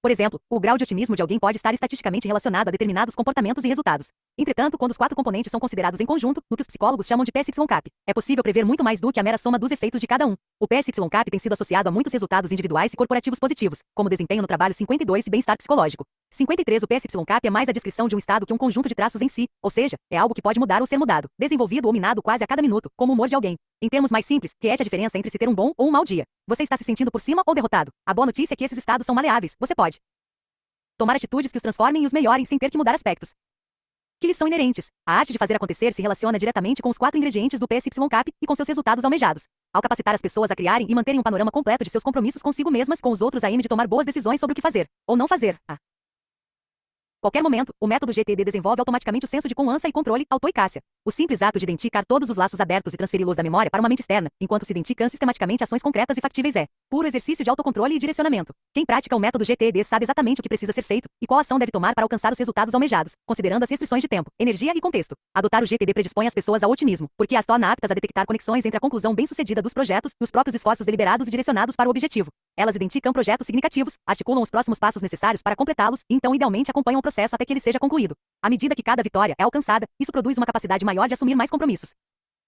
Além disso, o foco do método em tomar a decisão logo no início, fazendo o trabalho de definir o trabalho, pode ser visto como um exercício para ambos os aspectos de esperança, definir objetivos e identificar caminhos que levem a eles. As pessoas definem objetivos, que aspecto deve ter o trabalho concluído, e identificam as tarefas necessárias para alcançá-los, qual é a próxima ação. Embora ainda não haja dados empíricos que correm a tese de que os praticantes do método GTD são mais capazes de se recuperar do fracasso, resiliência, ela sem dúvida foi validada na prática por mim com base nos resultados dos melhores e mais brilhantes indivíduos do planeta. Ao lidar com sérias emergências na família ou mudanças tumultuadas no emprego ou na carreira, as pessoas forneceram muitos testemunhos para testar que preservaram a sanidade, a estabilidade e a produtividade usando as práticas do método GTD. A metodologia dá ao indivíduo a sensação de calma e controle em situações difíceis, permitindo a melhor exploração das faculdades mentais para enfrentar as tarefas e reajustar os vários vetores em tempo real conforme necessário. Em tempos de estresse e outras adversidades, as pessoas capazes de pensar com mais clareza e de processar os resultados com mais ciência terão mais chances de se sair melhor. O modelo PSYCAP também fornece uma estrutura para compreendermos por que os grupos que adotaram o método GTD como padrão cultural experimentam um significativo grau de avanço na cadeia alimentar, em termos do modo como suas organizações reagem, interagem e produzem resultados. Não importa se o PSYCAP vai ou não se desenvolver mais como uma área de nível e verificável da psicologia organizacional, ele já é uma ótima maneira de descrever os benefícios intelectuais, emocionais, resivos e até físicos resultantes da aplicação do GTD. Sem dúvida, nos próximos anos veremos uma contínua enxurrada de novos dados científicos que confirmarão o que já sei que é verdadeiro desde o primeiro dia de minha experiência com este modelo e que tem sido compartilhado por incontáveis outras pessoas. Quando todas as nossas coisas potencialmente significativas são capturadas, esclarecidas, organizadas e retidas, a parte mais madura, elegante e inteligente de quem realmente somos se apresenta. Isso produz experiências e resultados imbatíveis. Capítulo 15. O caminho para a maestria do GTD. O método GTD é, na verdade, uma prática para a vida inteira, com vários níveis de maestria. É muito parecido com tocar um instrumento musical como violino, praticar um esporte como tênis ou um jogo como xadrez. É como matemática, cerâmica, história da arte ou mesmo o exercício da maternidade e paternidade. Todos esses esforços envolvem aprendizado e a aplicação de determinado conjunto de movimentos e técnicas, e não há limite para sua excelência na prática deles, nem para o nível de sutilezas a explorar. GTD é a arte de lidar com o luxo de trabalho e os compromissos da vida, que estão sempre em evolução para todos nós, em qualquer idade ou posição. Envolve identificar e administrar seus compromissos e interesses a partir de uma postura constante e em luxo. Seu trabalho e seu foco vão mudar ao longo do tempo, às vezes drasticamente. Mas se engajar em tudo isso de forma completa e com maestria é uma prática de NIDA que pode ser aprendida e renada ao longo da vida. A maestria não se refere a um estado now, como alcançar a paz e a iluminação zen no alto de uma montanha, embora essa pudesse ser uma boa expressão para isso. Em vez disso, é a habilidade demonstrada de se engajar consistentemente em comportamentos produtivos como meio de alcançar clareza, estabilidade e foco, quando desejáveis ou necessários, não importa qual seja o 10 ou até que ponto você desenvolveu essa capacidade é algo que será testado em situações de pouca clareza, instáveis e dispersivas, características normais. 1, 2, 3. Naturais de qualquer mudança em seu mundo. A ideia de mente como água não pressupõe que a água seja sempre imperturbável. Pelo contrário, a água muitas vezes se engaja apropriadamente na perturbação em vez de lutar contra ela. Durante o curso da vida, essas perturbações podem variar de lidar com o dever de casa no 6º ano, a demandas do seu novo emprego e a vaga sensação de desconforto a respeito do que fazer quando se aposentar. A maestria do método GTD envolve aprender e incorporar suas diversas melhores práticas para, em seguida, integrá-las de maneira holística, resultando em uma experiência muito mais dinâmica que simplesmente a soma das partes. Quando você aprende a jogar tênis, concentra-se em componentes específicos dos movimentos, como backhand, forehand e saque. Quando de fato joga uma partida, você reúne tudo isso. À medida que aumenta o nível de maestria, seu foco amadurece para englobar uma estratégia mais ampla. Do mesmo modo, a maestria do método GTD envolve o domínio inicial de seus segmentos técnicas e ferramentas para depois incorporá-los enquanto joga o jogo da vida e do trabalho. Sua expertise se manifestará no uso de uma abordagem e de um sistema idealmente integrados, sem ter que pensar nisso. Os 3 níveis de maestria. Ao longo de muitos anos trabalhando com pessoas que adotaram o método GTD, percebi 3 estágios de maturidade que elas demonstraram ao usar este modelo. Aplicação dos fundamentos da gestão do luxo de trabalho, implementação de um sistema de gerenciamento de vida mais elevado e totalmente integrado, e desenvolvimento de competências que criam espaços livres e fazem acontecer, alcançando uma expressão e uma manifestação em constante expansão. Uma boa analogia aqui é a experiência de aprender a dirigir. O primeiro estágio é controlar o básico, de modo a conduzir o veículo sem ferir a si mesmo e a mais alguém. As manobras parecem estranhas e às vezes contraintuitivas. Quando você se torna apto a tirar a carteira de motorista, porém, seu mundo muda drasticamente para melhor, pois agora você pode ir a lugares e fazer coisas que antes não podia. Então chega um momento em que você é capaz de dirigir numa estrada sem de fato pensar no ato de dirigir. Isso se tornou uma parte quase automática da sua vida. Por M, decide que pode dirigir um carro ultrapotente, e agora o principal 10 ou é se concentrar no percurso, essencialmente se fundindo com a máquina, experimentando altos níveis de satisfação e realização. Cada estágio é representado pelos horizontes de foco e pela aplicação de técnicas específicas. De início, você faz o que parecem gestos pequenos, desajeitados, que na verdade são muito suaves, focados em horizontes curtos. Depois, quando você se familiariza com o método e ganha mais conforto, amplia o foco para virar na próxima esquina ou pegar a próxima saída da autoestrada. Então pode avançar para um foco mais consciente e direcionado a múltiplos horizontes, dirigindo pela cidade com total consciência da situação. Do mesmo modo, à medida que as técnicas do método GTD passam a ser sua segunda natureza, você desloca a atenção da mecânica do sistema para os resultados que ele produz, dominando os fundamentos. Por mais simples que pareçam de início, dominar os componentes básicos do método GTD pode demorar um pouco. Ainda que seja fácil compreender e aceitar seus conceitos e princípios, aplicá-los completamente nem sempre é um processo suave e automático. É o mesmo que acontece em qualquer outra prática sofisticada, dirigir, dar um golpe de karatê ou tocar alta, em que os movimentos iniciais não são familiares nem confortáveis. Depois de repeti-los milhares de vezes, contudo, é possível demonstrar elegância, poder e uidez que de outro modo seriam inacessíveis. O mesmo vale para o aprendizado do GTE. Por exemplo, capturar tudo que é potencialmente importante em recipientes externos com aves de modo que não reste nada atormentando sua cabeça pode ser tão desafiador quanto aprender a trocar a marcha de um carro. Como muitos aspectos do modelo GTD, fazer anotações não chega a ser uma nova competência, e sim uma prática que muitas vezes parece não valer o esforço, ou item, item, item, item, item, item.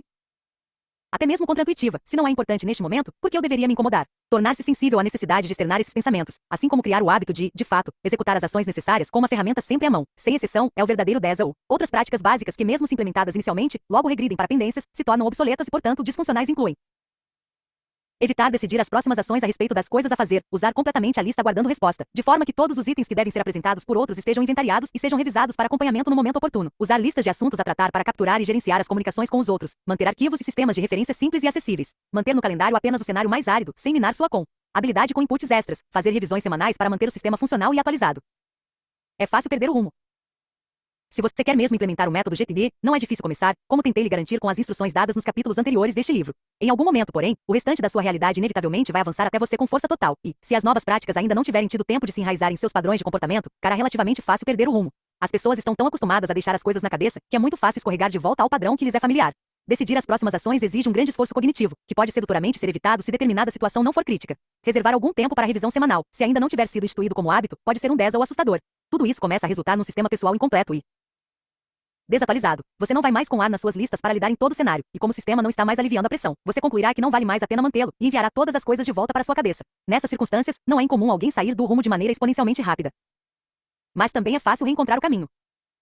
A boa notícia é que é tão fácil retomar o caminho quanto foi sair dele. Basta revisitar o básico. Pegue papel e caneta e esvazie a cabeça de novo. Limpe suas listas de ações e projetos. Identifique e adicione novos projetos e próximas ações para manter as listas atualizadas. Organize o que deixou escapar do sistema. O ciclo de sair dos trilhos e voltar a eles acontece com quase todo mundo, especialmente durante o primeiro nível de domínio das regras básicas do jogo. Minha experiência me diz que podem ser necessários até 2 anos para em M se chegar a esse nível de prática totalmente integrada ao estilo de vida e de trabalho, e mantê-lo com consistência. Outra boa notícia é que, se alguém captou apenas alguns conceitos deste material, ou se não implementou o sistema com regularidade, ele ainda assim pode trazer melhorias marcantes. Se você não aplicar nada além da regra dos 2 minutos, isso já valerá seu peso em ouro. Se fizer mais anotações de coisas que estavam na sua cabeça do que faria antes, dormirá melhor. Se esvaziar completamente a caixa de entrada de e-mails, pelo menos de vez em quando, terá muitos motivos para comemorar.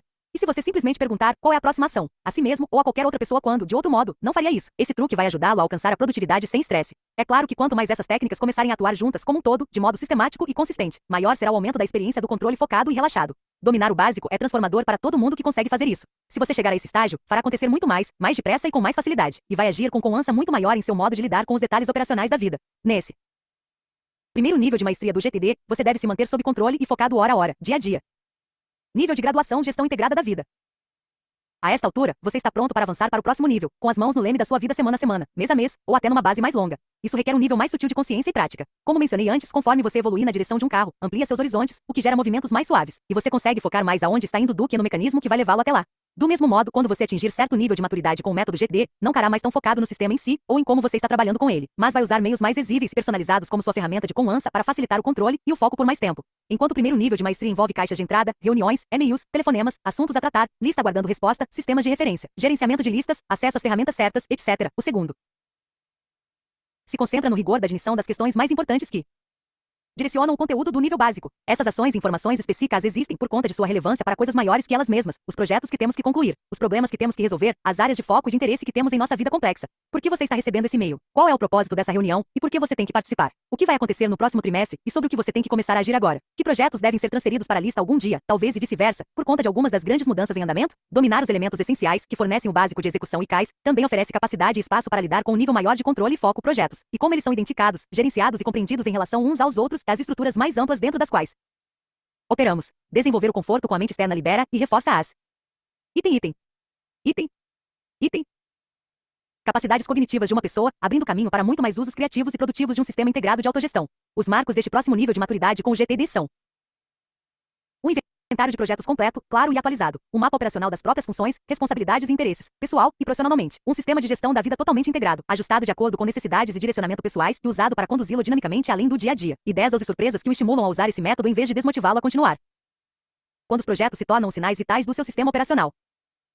Mais à frente no caminho de dominar este método, você atingirá o estágio em que suas listas de projetos passarão a atuar mais como indutores do que como um reeso de suas listas de próximas ações, e os projetos em si se tornarão um verdadeiro reeso de suas atribuições, áreas de foco e de interesse. A essa altura, o centro de gravidade de seu sistema de autogestão terá mudado do nível térreo para algum lugar entre o horizonte 1 e o horizonte 2. Veja o capítulo 2. Embora seja essencial para a produtividade sem estresse, pouquíssimas pessoas, mesmo aquelas que estão comprometidas com o GTD há anos, andam por aí com o inventário completo de seus projetos, revisado objetiva e regularmente. No entanto, aquelas que de fato chegam a esse nível e constatam a força desse recurso, passam a usá-lo como lista principal, a partir da qual se orientam, considerando minha definição ampla de projeto, qualquer resultado que exija mais de um passo e que você esteja comprometido a alcançar dentro de um ano. Talvez seja muito difícil para você delinear todos eles, mesmo se estiverem claros, comprar pneus novos, consertar a impressora, arrumar uma nova babá, etc. Nesse estágio, porém, a verdadeira expressão de maturidade é a inclusão de resultados almejados mais sutis, definidos como eventos factíveis, esclarecer o novo papel de Frank na equipe, pesquisar opções para melhorar as notas de Bettina em matemática, resolver a questão.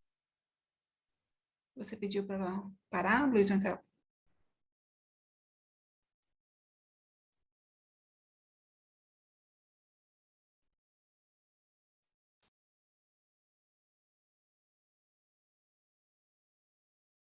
Resolver a questão dos limites do terreno com o vizinho, etc. Um dos marcos do domínio do método GTD, e de fato do domínio da vida, é quando você reconhece qualquer coisa que esteja chamando sua atenção, interesses, preocupações, problemas, questões, tensões, e a traduz em resultados alcançáveis, projetos, a serem executados com próximas ações concretas. Muitas pessoas resistem a reconhecer questões e oportunidades até que saibam que podem lidar com elas de modo bem-sucedido, sem perceber que explorar e observar e, de algum modo, aceitar ou deixar algo de lado porque não há solução já é um resultado apropriado do projeto em si. A capacidade de criar um engajamento adequado na questão dos limites do terreno de seu vizinho, as notas de matemática da sua olhar ou o papel de um novo membro da equipe. Por mais ambíguo e confuso que possa ser o caminho atual para alcançar cada uma dessas coisas, identificando o projeto inerente e dando os passos para resolvê-lo, é uma prática de autogerenciamento extraordinária e madura.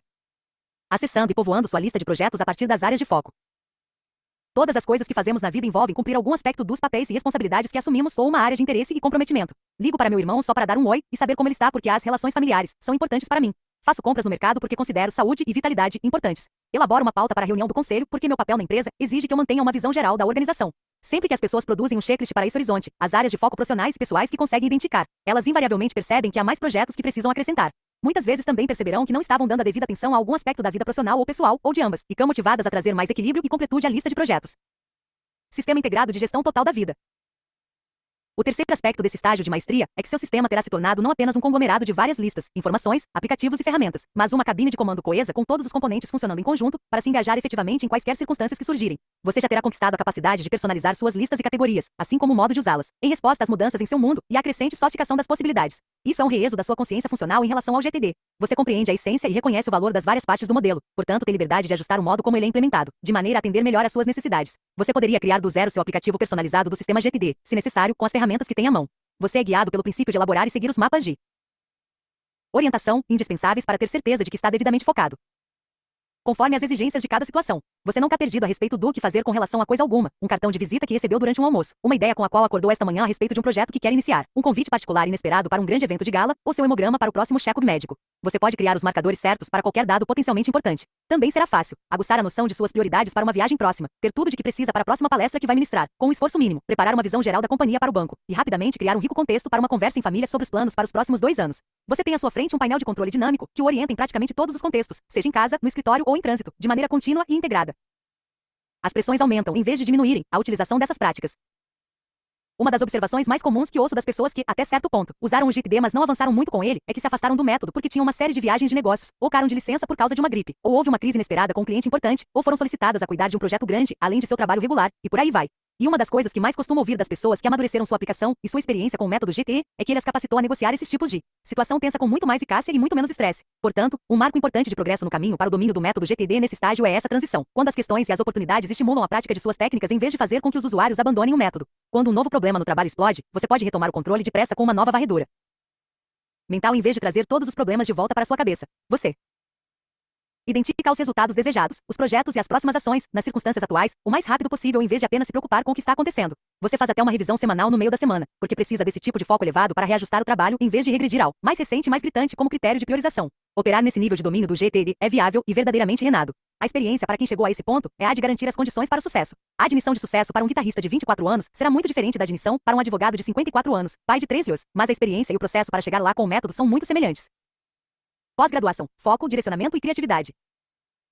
Uma vez que você tem incorporado as técnicas básicas do GTD e integrado os aspectos mais elevados de seus compromissos de vida e de trabalho por meio de uma abordagem sistêmica, confiável e personalizada, abre-se a próxima.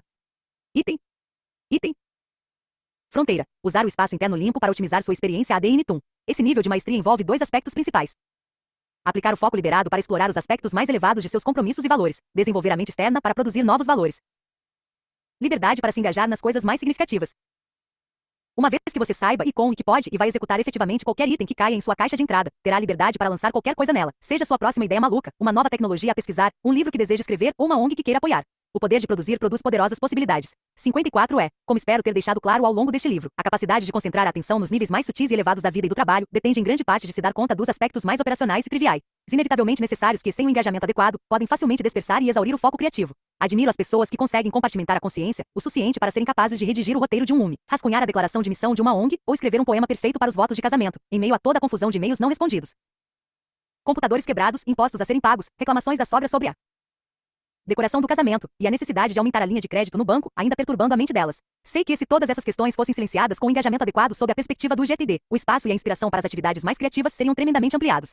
O efeito negativo da carga cognitiva desses laços abertos sobre o foco e o desempenho já foi documentado. Muitos indivíduos se gabam da capacidade de deixar o trabalho no trabalho e abrir mão de tudo para se concentrar em ocupações criativas que lhes interessam, mas, em minha experiência, isso só acontece porque eles não têm um ponto de referência de como a vida poderia ser sem essa pressão. A falta de uma ansiedade generalizada a respeito dos detalhes da sua vida diária também torna mais fácil mudar sua atenção para a direção e as qualidades das experiências que realmente importam. Como indiquei no capítulo 2, os horizontes mais altos de foco, objetivos, visão, propósito e princípios, são os critérios que definem suas prioridades. A maioria das pessoas, porém, considera evasiva a capacidade de se concentrar neles e executá-los com eficácia, na melhor das hipóteses e algo a se evitar, e fonte de sentimento de culpa na pior. Uma mente livre de distrações por si só não vai levá-lo a pensar em cenários de sucessos estrondosos nos próximos 5 anos. Ainda é preciso direcionar conscientemente sua atenção para esses aspectos, mas ela torna infinitamente mais fácil se engajar produtivamente nesse tipo de exercício. Como potencializar sua mente externa? Uma vez que você esteja operando regularmente nesse nível de maestria, seu impulso criativo no uso do GTD mudará. Você deixará de implementar um modo mais eficiente de lidar com os inputs e demandas inerentes do seu dia a dia, para tirar vantagem dos contextos e gatilhos criados para produzir ideias, perspectivas e ações que não lhe ocorreriam normalmente. Por exemplo, se você já precisou limpar e atualizar um gerenciador de contatos, enquanto revisava registros antigos, talvez obsoletos de pessoas e negócios, sem dúvida encontrou itens que o fizeram dizer a si mesmo, sabe, eu realmente deveria entrar em contato com ela de novo, considerando o que estou fazendo agora no meu negócio. Se esse tipo de pensamento catalisador alguma vez se transformou em algo de valor, então você experimentou pelo menos uma pitada de um recurso que poderia ser infinitamente mais utilizado. Quantas ideias a mais qualquer um de nós poderia ter tido hoje com a capacidade de acrescentar valor a algum aspecto de nossos relacionamentos, trabalho e expressões criativas, se ao menos tivéssemos nos concentrado nas coisas certas com a habilidade de capturar o que pudesse surgir? Não seria ótimo não ter que pensar muito no que você precisa pensar? Essa revisão altamente criativa e produtiva ocorre automaticamente em atividades como a revisão semanal. Quando você está olhando para itens passados e futuros do calendário, isso me lembra de, e atualizando suas listas de projetos e de próximas ações, agora eu preciso. A reavaliação regular do conteúdo algum dia, talvez ofereça hipóteses ainda mais expansivas, sabe? Acho que vou mesmo fazer aulas de pintura. Mas quantos outros aspectos de suas experiências e seus relacionamentos poderiam ser enriquecidos com o mesmo tipo de gatilhos para a revisão? Que outros conteúdos, revisados com alguma consistência, poderiam revelar ideias valiosas? Já é bastante desafiador internalizar comportamentos regulares de atualização e superação, mas as possibilidades de ir além são infinitas. Essa é a fase da maturidade no caminho de maestria do GTD, em que a simples ideia de Checklist assume um significado sublime. Como os pesquisadores da ciência cognitiva já comprovaram, a mente é péssima para si lembrar de alguma coisa do nada, mas é ótima para desenvolver pensamentos criativos sobre o que está à sua frente para avaliação. Ao se livrar do encargo de lembrar, a mente é um mecanismo fabuloso a ser acionado para pôr as coisas perto da porta, de modo que você não precise pensar tanto em tudo aquilo que deve pensar. Com que frequência você gostaria de ser lembrado de pensar nos membros importantes da sua família? Em que, especificamente, seria bom lembrar a si mesmo de pensar quando seu parceiro, seu ou sua irmã lhe vem à cabeça? Quem você acha que está na sua lista de relacionamento profissional? As pessoas cuja influência e interação com você são mais valiosas. Com que frequência você deveria revisar essa lista? Que arramações e obras inspiradoras serviriam para você se reconectar e a que intervalos? Obviamente, há inúmeras oportunidades que poderíamos aproveitar para agregar valor ao nosso mundo, estabelecendo o tipo certo de estrutura para aliviar nossa mente dos trabalhos que ela não desempenha bem e potencializar o que ela faz maravilhosamente. Isso, porém, não acontece de maneira espontânea. É um marco do domínio avançado do método GTD que você reconheça essa dinâmica e use sua inteligência para alavancar a si mesma. É ter a liberdade para gerar e desenvolver ideias sem restrições e, então, utilizar a prática de processar e organizar apropriadamente essas notas e pensamentos. São os indivíduos mais inteligentes que percebem que estão apenas aleatoriamente no modo inteligente e inspirado. São eles que desenvolvem sistemas e processos para tirar proveito do brilhantismo que, muitas vezes, está adormecido por trás da monotonia necessária para lidar com a brutalidade e a estupidez do mundo em que vivemos. O caminho para a maestria do GD, incorporando os fundamentos, utilizando um sistema elevado e integrado e alavancando o foco criativo direcionado, na verdade não é tão limitado a essa sequência como apresentei. Quase todo mundo experimenta aspectos e partes desses níveis em suas próprias práticas. Frequentemente, conheço novatos que fazem avanços extraordinários. Mas, de acordo com minha experiência, quando se considera o conjunto completo da produtividade sem estresse, ele exige uma evolução consistente que não admite atalhos. Não há como manter um controle semanal se os seus e-mails estão um caos. Você não terá condições de se engajar no planejamento e na visão de longo prazo se não tiver as rédeas da realidade atual do seu inventário de 75 projetos. Você está continuamente envolvido com todos esses níveis, de maneira consciente ou inconsciente, explícita ou implícita. Você tem compromissos, projetos, ações, objetivos e valores e como profissional, vai descobrir que seu trabalho tem seu próprio conjunto de compromissos dentro do qual você deve operar. Sua maestria do GTD simplesmente retirar a tranquilidade renada com que você se empenha em todos eles. O e-mail inesperado sobre um grande problema que acabou de surgir, o aniversário de sua tia esta semana, a possível mudança da estratégia da empresa, o novo utensílio de cozinha que quer comprar. Você lida com cada uma dessas coisas rápida e suavemente no contexto apropriado, sem deixar nada em sua mente a não ser o que está presente no momento. Item. Conclusão. Espero que este livro tenha sido útil, que você tenha começado a colher as recompensas de produzir mais com menos esforço e estresse. E realmente torço para que você tenha experimentado a liberdade da mente como água, e a liberação de suas energias criativas que podem resultar da aplicação destas técnicas. Quem começa a implementar o método GTD sempre descobre que há mais aqui do que salta à vista, e você talvez já esteja experimentando sua própria versão disso. Aposto que o GTD validou muito daquilo que você já sabia e já vinha fazendo, em certa medida, em sua vida pessoal e profissional. Talvez, porém, este livro torne muito mais fácil aplicar esse bom senso de modo mais sistemático, em um mundo que parece nos perturbar cada vez mais com sua intensidade e complexidade. Minha intenção não é acrescentar mais uma teoria ou modelo sobre como alcançar o sucesso. Tentei, ao contrário, de unir os métodos centrais que não mudam de acordo com modas e tendências específicas e que, quando aplicados, sempre funcionam. Assim como com a gravidade, quando você compreende os princípios básicos, consegue operar com muito mais eficácia, não importa o que esteja fazendo. O GTD é um mapa para chegar ao foco positivo e sem estresse que caracteriza seu estado mais produtivo. Convido a usá-lo dessa forma, como uma ferramenta de referência a qual voltar sempre que necessário. Aqui estão algumas dicas nice para seguir em frente. Nas suas ferramentas físicas de organização pessoal. Organize sua estação de trabalho. Tenha caixas de entrada. Item.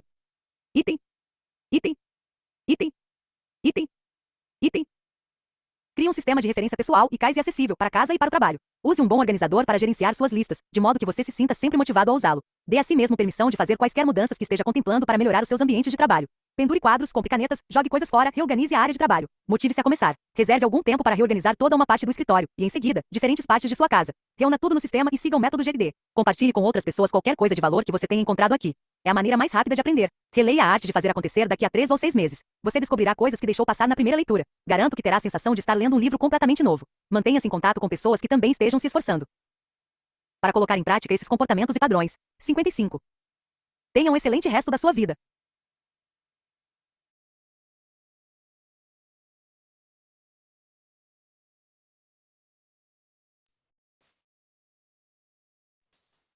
Yes!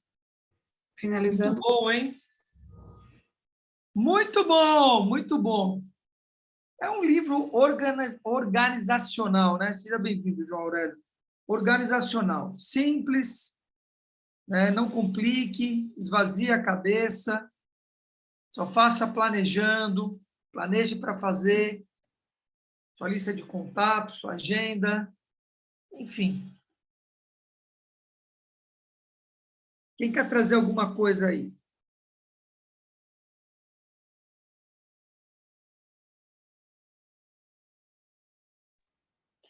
Bom dia, Luiz Marcelo. Bom dia, Solange e os demais. Jussara falando. Eu tenho pasta de divisória. Eu que posso fazer seleção, né, dos documentos. Eu tenho envelope, mas tem horas que eu misturo tudo. Aí, o que acontece? Na pressa e na hora que eu estou meio irritada, eu saio espalhando tudo. Aí, agora, eu já comecei a arrumar mais um pouco. Eu consegui, né, arrumar aquele quarto que eu te falei. Aí, agora, eu estou tirando as fotos que eu tinha também, mudando algumas coisas, e estou aqui na mesa, cheia de papel, mas tem hora que tem vontade de arrancar os cabelos, né? Que é muita coisa que a gente tem. Arranca não, arranca não.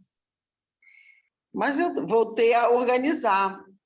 Mas aí eu voltei a pegar os materiais que eu já tinha, porque eu tenho um escritório todo prontinho, com tudo, mas tem hora que não tenho nada. Porque quando começa... olha, ontem eu precisei de um notebook, o notebook estava ruim. Aí, daqui a pouco, falta a internet, daqui a pouco tem que ir lá reclamar. É uma opção de coisa que acontece no meio do caminho, né? Mas anotar é muito importante. Inclusive, anotei vários dias aqui, que eu tive que anotar mesmo, a minha pressão para levar para o médico. E aí já estava no planner semanal, foi bom que eu voltei a fazer isso também para as outras coisas. Só isso. Muito bem. Acho que é importante estar observando, né, a nossa desorganização também, né? E vou voltar para a academia, mas só depois que eu for no médico, a minha pressão está ficando muito baixa. Entendeu? Mas não procrastina não, hein? Não fica botando desculpa, hein? Não, eu sei, mas eu não sei se pressão baixa a gente pode ir lá e se acabar. Pode, claro que pode. É só você fazer moderado, claro, não tem nenhum problema. Ah, Tá? então tá pior, porque eu parei, né? Não pare, não. Tá? Faça mais moderado, etc. E Mas, Luiz Marcelo, não é desculpa não, mas eu não sei mais, eu não sei dormir mais 8 horas, nem 7 horas, nem 6 horas. sim. Eu só durmo menos, muito menos. E qual que é o problema? Não sei, será que não é isso? Não. A pressão, você está falando? É. A pressão o médico tem que olhar, né? Mas a questão do sono, não tem nenhum problema hoje a gente dormir 5, 4 horas e depois, à tarde, tirar um sono de 20 minutos, meia hora. Mudou.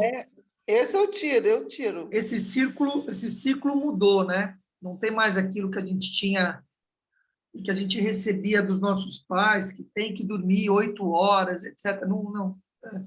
Tem que dormir 8 horas, etc. Não tem mais isso, né? O importante é acordar desperto e não ficar o dia inteiro capengando, né? Sim, são os sintomas muito mais. E não ficar rodando na cama que nem croquete, né? Não consigo, me dá uma dor na cintura, quando dá umas 4, pouco eu já estou... Acordou. Hoje eu acordei, eram 2h30 da manhã. Eu estou desperto desde as 2h30 da manhã, hoje. Acordei 4 horas. E pronto. Daqui a pouco eu tiro 1 hora de sono e tocar o bar. Tá certo. Muito bom, queridos. Mais alguma coisa? Luzia Solange, quer trazer algo? Rita de Cássia? Joyce? que ficou latente para vocês aqui do livro? Estamos finalizando mais esse livro. Bom, eu achei interessante as colocações, né, de que quando a gente faz o checklist, quer dizer, o checklist não, faz a lista e não realiza, aquilo gera um acúmulo, às vezes um estresse, e até em coisas boas, né? Então,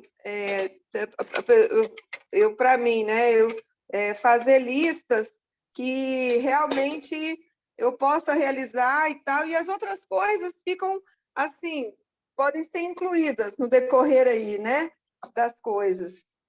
Mas, para mim, funciona fazer a lista semanal. Assim, aquelas listas de fim de ano, de coisas mais a médio prazo, longo prazo, eu faço, mas eu tenho que ir colocando na semana, porque senão eu esqueço. Né? Porque a gente tem, às vezes, um propósito para o ano. Fazer uma arrumação, né, nos livros, nos documentos, no coisa. Se você não colocar um pouquinho a cada semana, chega o fim do ano e você não fez. Aí eu consegui fazer o ano passado essa arrumação, mas ainda falta outras partes. Então, quando a gente se programa, né, principalmente nessa questão aí de relacionamento, achei muito bom os toques, né? Você priorizar os relacionamentos e, né, familiares, que fazem crescer, que estão na sua, como é que fala? No seu ritmo. Porque fazer coisas que muito assim, que não estiverem assim conectadas, tira energia, né? Aí foram essas coisas que eu vi, tá? Propósito, né? Está ligado ao propósito. E família, a gente sabe que é a base, tem uma base aí. É importante, a gente não faz nada sozinho.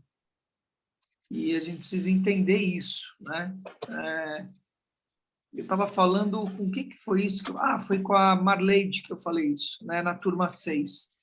Ela disse, eu estou vivendo um período eu comigo mesma e está sendo interessante. Eu falei, mas corre o risco de você acostumar, né, com esse estado de estar sozinha e aí achar que isso supre e que está tudo bem. Não está tudo bem. O universo é feito em pares. Tudo é produzido em pares. Não é nada produzido solitariamente. Então, uma coisa é você se bastar, entre aspas, né?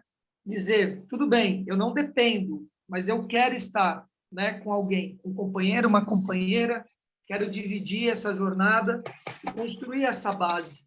A base é importante, a base familiar.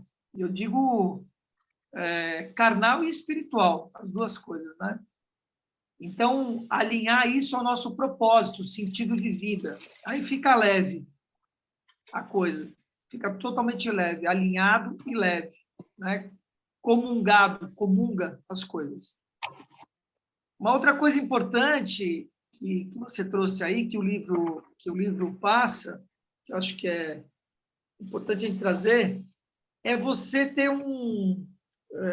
nós, né, todos termos um caderno ou uma parte em que você vai retirar dos seus afazeres aquilo que não é realizável a curto prazo, que é uma coisa que vai ser a médio a longo prazo.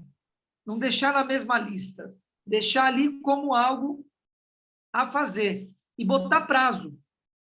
É a médio prazo, mas qual é o médio prazo? Mesmo que você tenha que rever isso. Sei lá, vou comprar uma casa, não vai ser agora. Então, não adianta ficar pensando em comprar a casa, tem que tirar isso dentro de mim. Tira dentro de mim, coloca lá na lista janeiro de 2024. Pronto, está lá, não vou nem pensar mais nisso. Deixa lá do lado. E tem essa lista de tarefa mais presente, que eu vou entrar em ação. Ele trouxe uma coisa uma hora no livro, aí na leitura, que eu achei ótimo, né? Quando uma pessoa te trouxer um problema, pergunte qual vai ser a próxima ação. E você vai fazer o quê? Qual é a ação? Você entendeu? Ao invés de ficar elucubrando, cara, sobre o negócio, tem que entrar em ação. Ao invés de você ficar lá lamentando entendeu? A lamúria do outro e acolhendo a lamúria do outro, não. Que legal, tudo bem? Tá, e qual vai ser a ação? Eu Isso me mesmo. identifiquei muito porque eu É sou uma isso, cara. estratégia ótima. Opa, é uma estratégia ótima para a pessoa não ficar lamuriando e te fazendo, né? De É, muros de lamentações e não sai daquilo ali, né? eu Aí sempre, parece que quer que você entre naquela baixa, né, dela. eu sempre digo, Não, sempre digo. qual o próximo passo, né? Eu sempre digo, você tem que observar. Se a pessoa estiver fora do centro, fora da casinha, chorando compulsivamente, realmente sofrendo por alguma coisa, uma dor que ela teve ali naquele momento, obviamente você tem que acolher, dar um tempo para um respiro, para a pessoa se centrar, ajudar ela a se centrar. Mas, cara, no ponto que ela se centrar, é dizer, e aí, qual que vai ser a ação da história? Né? Simples assim, cara. Não, Repete a olha, frase. aconteceu um fato engraçado no sábado para domingo.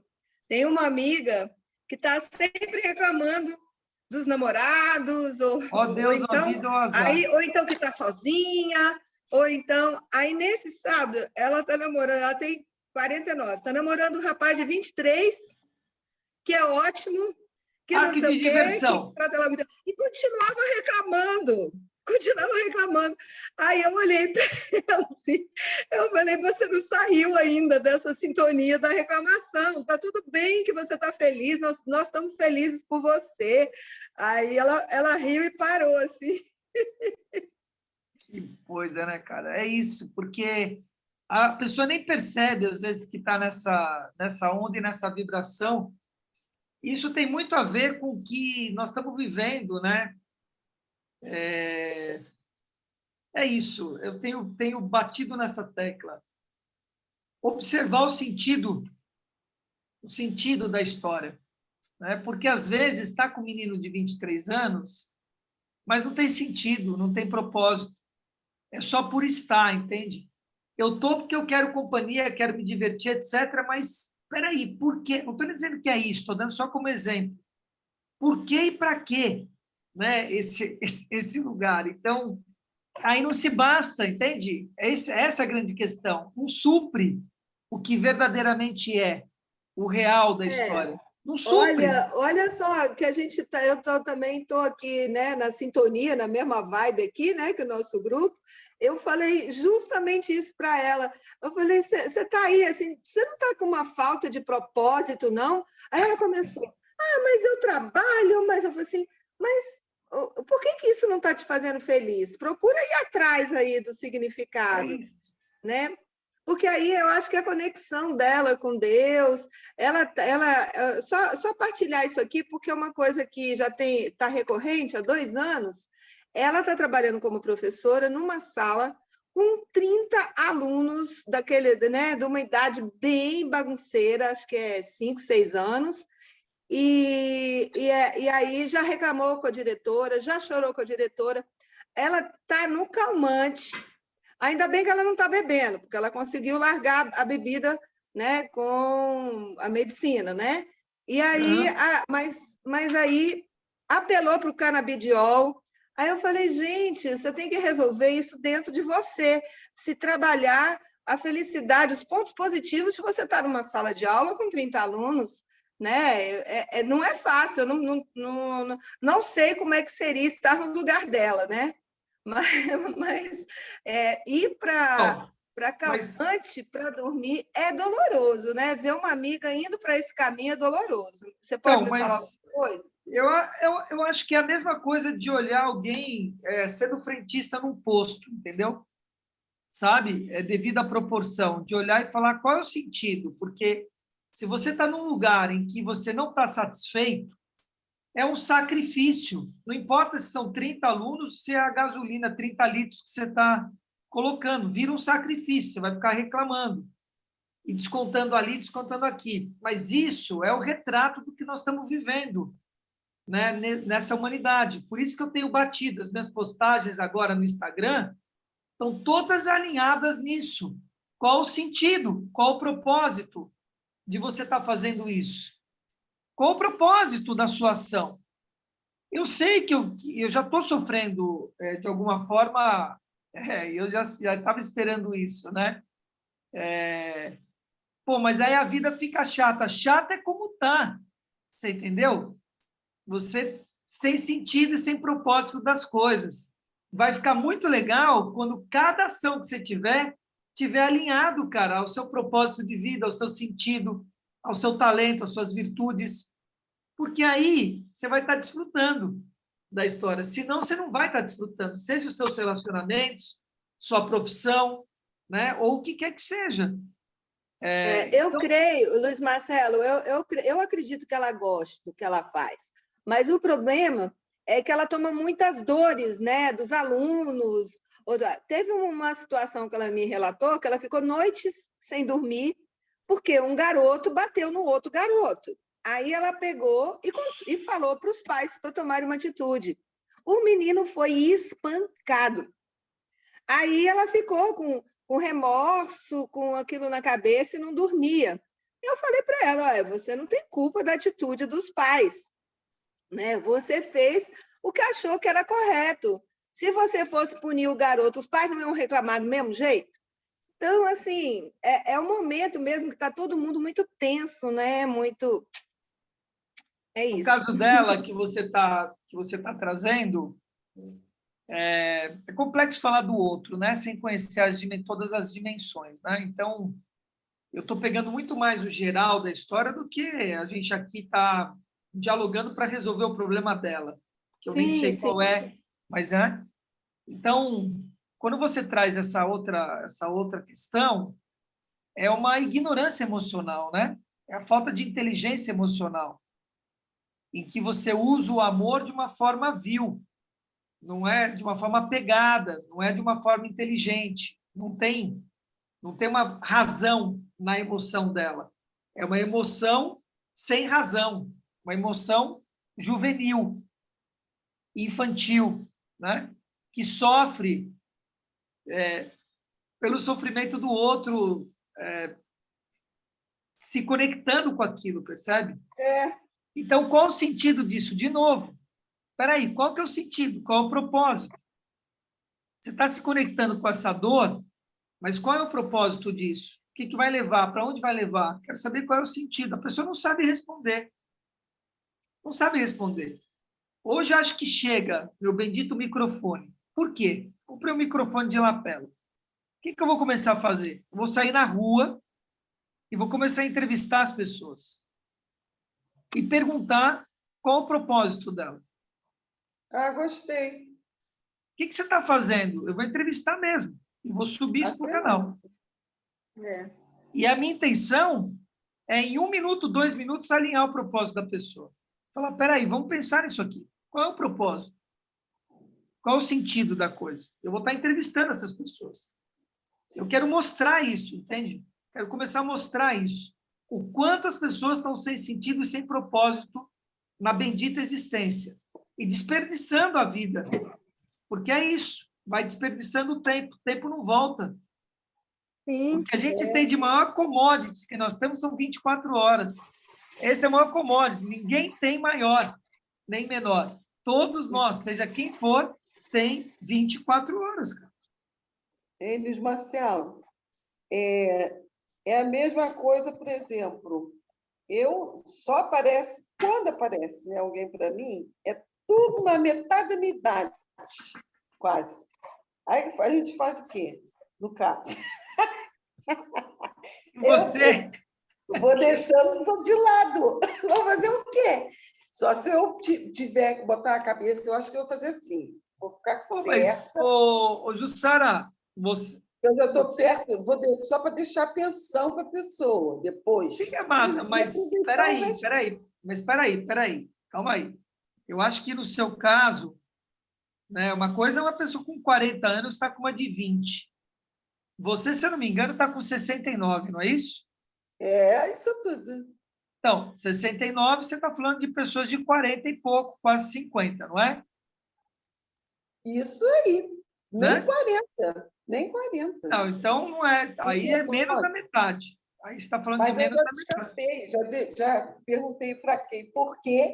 Nem cheguei a ficar direito. Nem cheguei a ficar. Tudo bem, mas você tem que trabalhar no aliança ativa, amada. Tá? Veja um companheiro do seu lado na aliança ativa, com uma idade mais ajustada do que você imagina, e pronto. Você tem que trabalhar isso.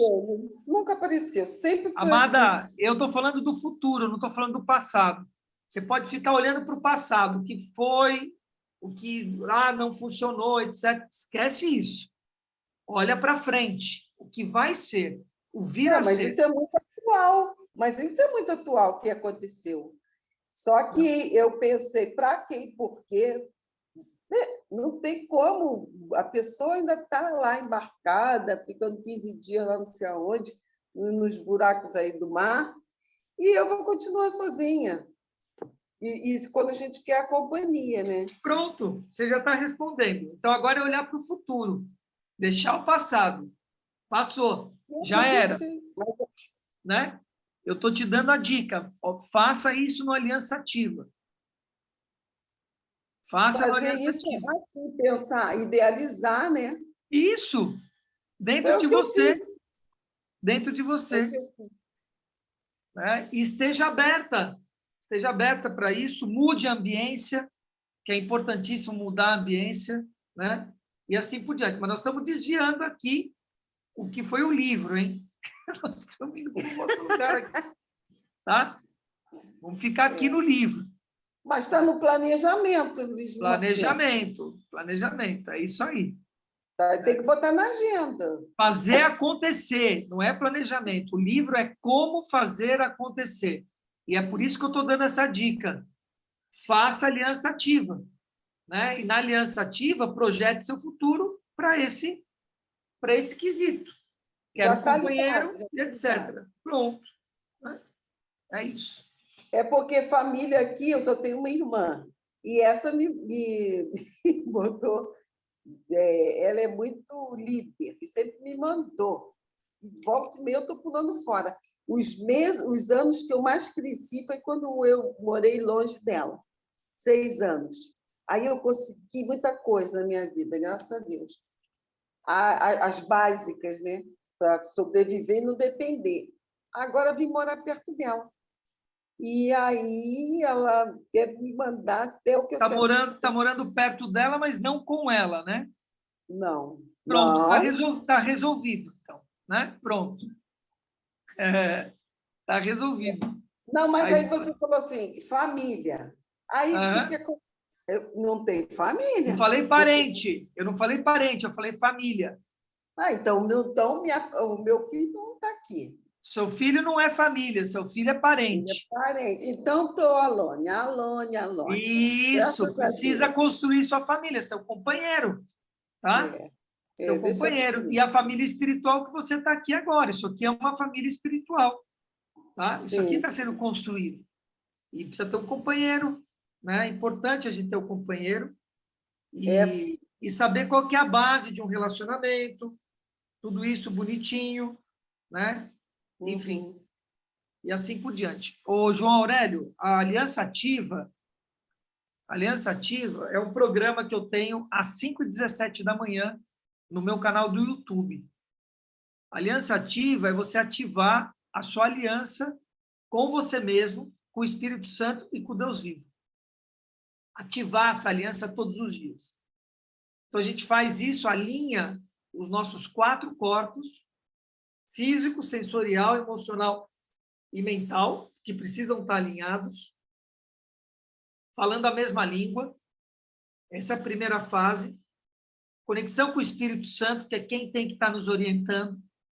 Então, nós temos que estar refazendo essa aliança todo dia. E nos postarmos diante do Deus vivo, por meio do Espírito Santo, que é só Ele que pode nos colocar diante do Deus vivo. Ele que tem essa prerrogativa. E diante do Deus vivo, pedir perdão pelas nossas transgressões, assumir a nossa responsabilidade, sair da culpa, do vitimismo, assumir a responsabilidade de todos os nossos atos, todas as ações que acontecem na nossa vida, direta ou indiretamente, porque tudo é uma causa e efeito. Receber a graça, a glória, a misericórdia e o perdão do Senhor, e a partir daí começar a projetar nosso futuro, formas, pensamento, nos vermos no futuro próximo, reconstruir o nosso primeiro e segundo lar, que é o nosso corpo físico e a nossa casa. Primeiro e segundo lar. Transformar ele num templo. O que é um templo? É o lugar que habita Deus, que habita os princípios de Deus. Né? Cara, tudo de bom. Tudo que a gente precisa fazer todo dia. Se a gente tiver essa base na nossa vida, cara, nada vai dar errado, eu garanto para você. Né? Então, a gente projeta o futuro, nesse primeiro e segundo tempo, na reconstrução, transformando o primeiro e segundo lar, corpo físico, é um lar? Habita quem? Você na qualidade de alma, eu. Tá animando esse corpo. O que anima esse corpo somos nós, alma. A hora que a alma é retirada, o corpo vira um cadáver, volta ao pó. O corpo é só um instrumento, como um piano para um pianista, um carro para um motorista, é o corpo para a alma. É esse modo operante que nós temos aqui no planeta Terra, simples assim como eu estou falando. Você precisa tomar consciência disso. Só que isso precisa ser reprojetado, recalculado, porque está tendo uma distorção. Essas que a Rita de Cássia acabou de colocar, da amiga dela, né? E outras tantas aí, distorções. Não existe propósito, sentido, não tem conexão. E aí tem as doenças mentais todas que a gente está aí, transtorno de ansiedade, transtorno disso, transtorno daquilo. É uma desconexão plena e pura de tudo. Então, a gente projeta, que é a forma pensamento, se vê no futuro próximo. Hoje eu falei na Aliança Ativa. Depois de 6 semanas, não tem uma célula da sua mão nova, velha. Parede do seu estômago, em 30 dias, é outra.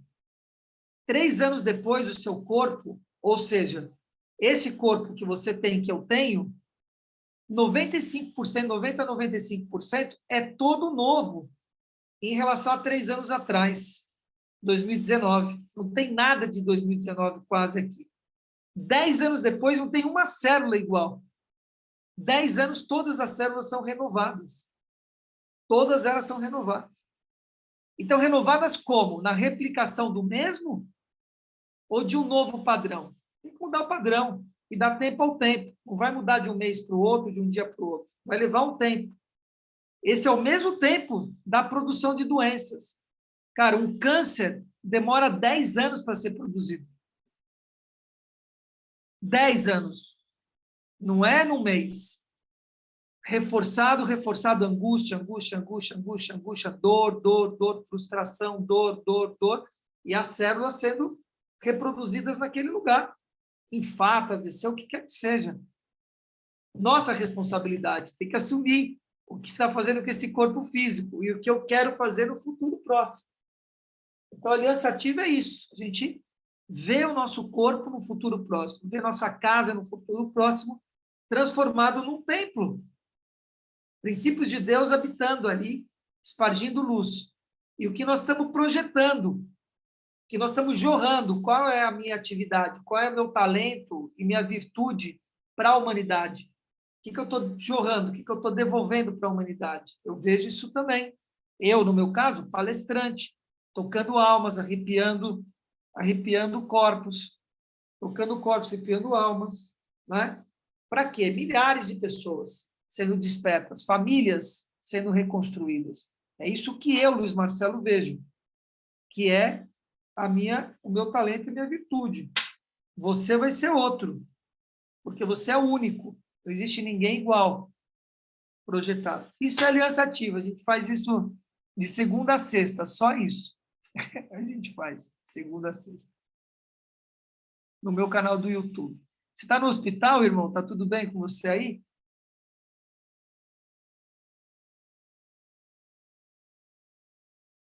Sua mãe está no hospital. Hospitalizado. Está bem? Ou é grave?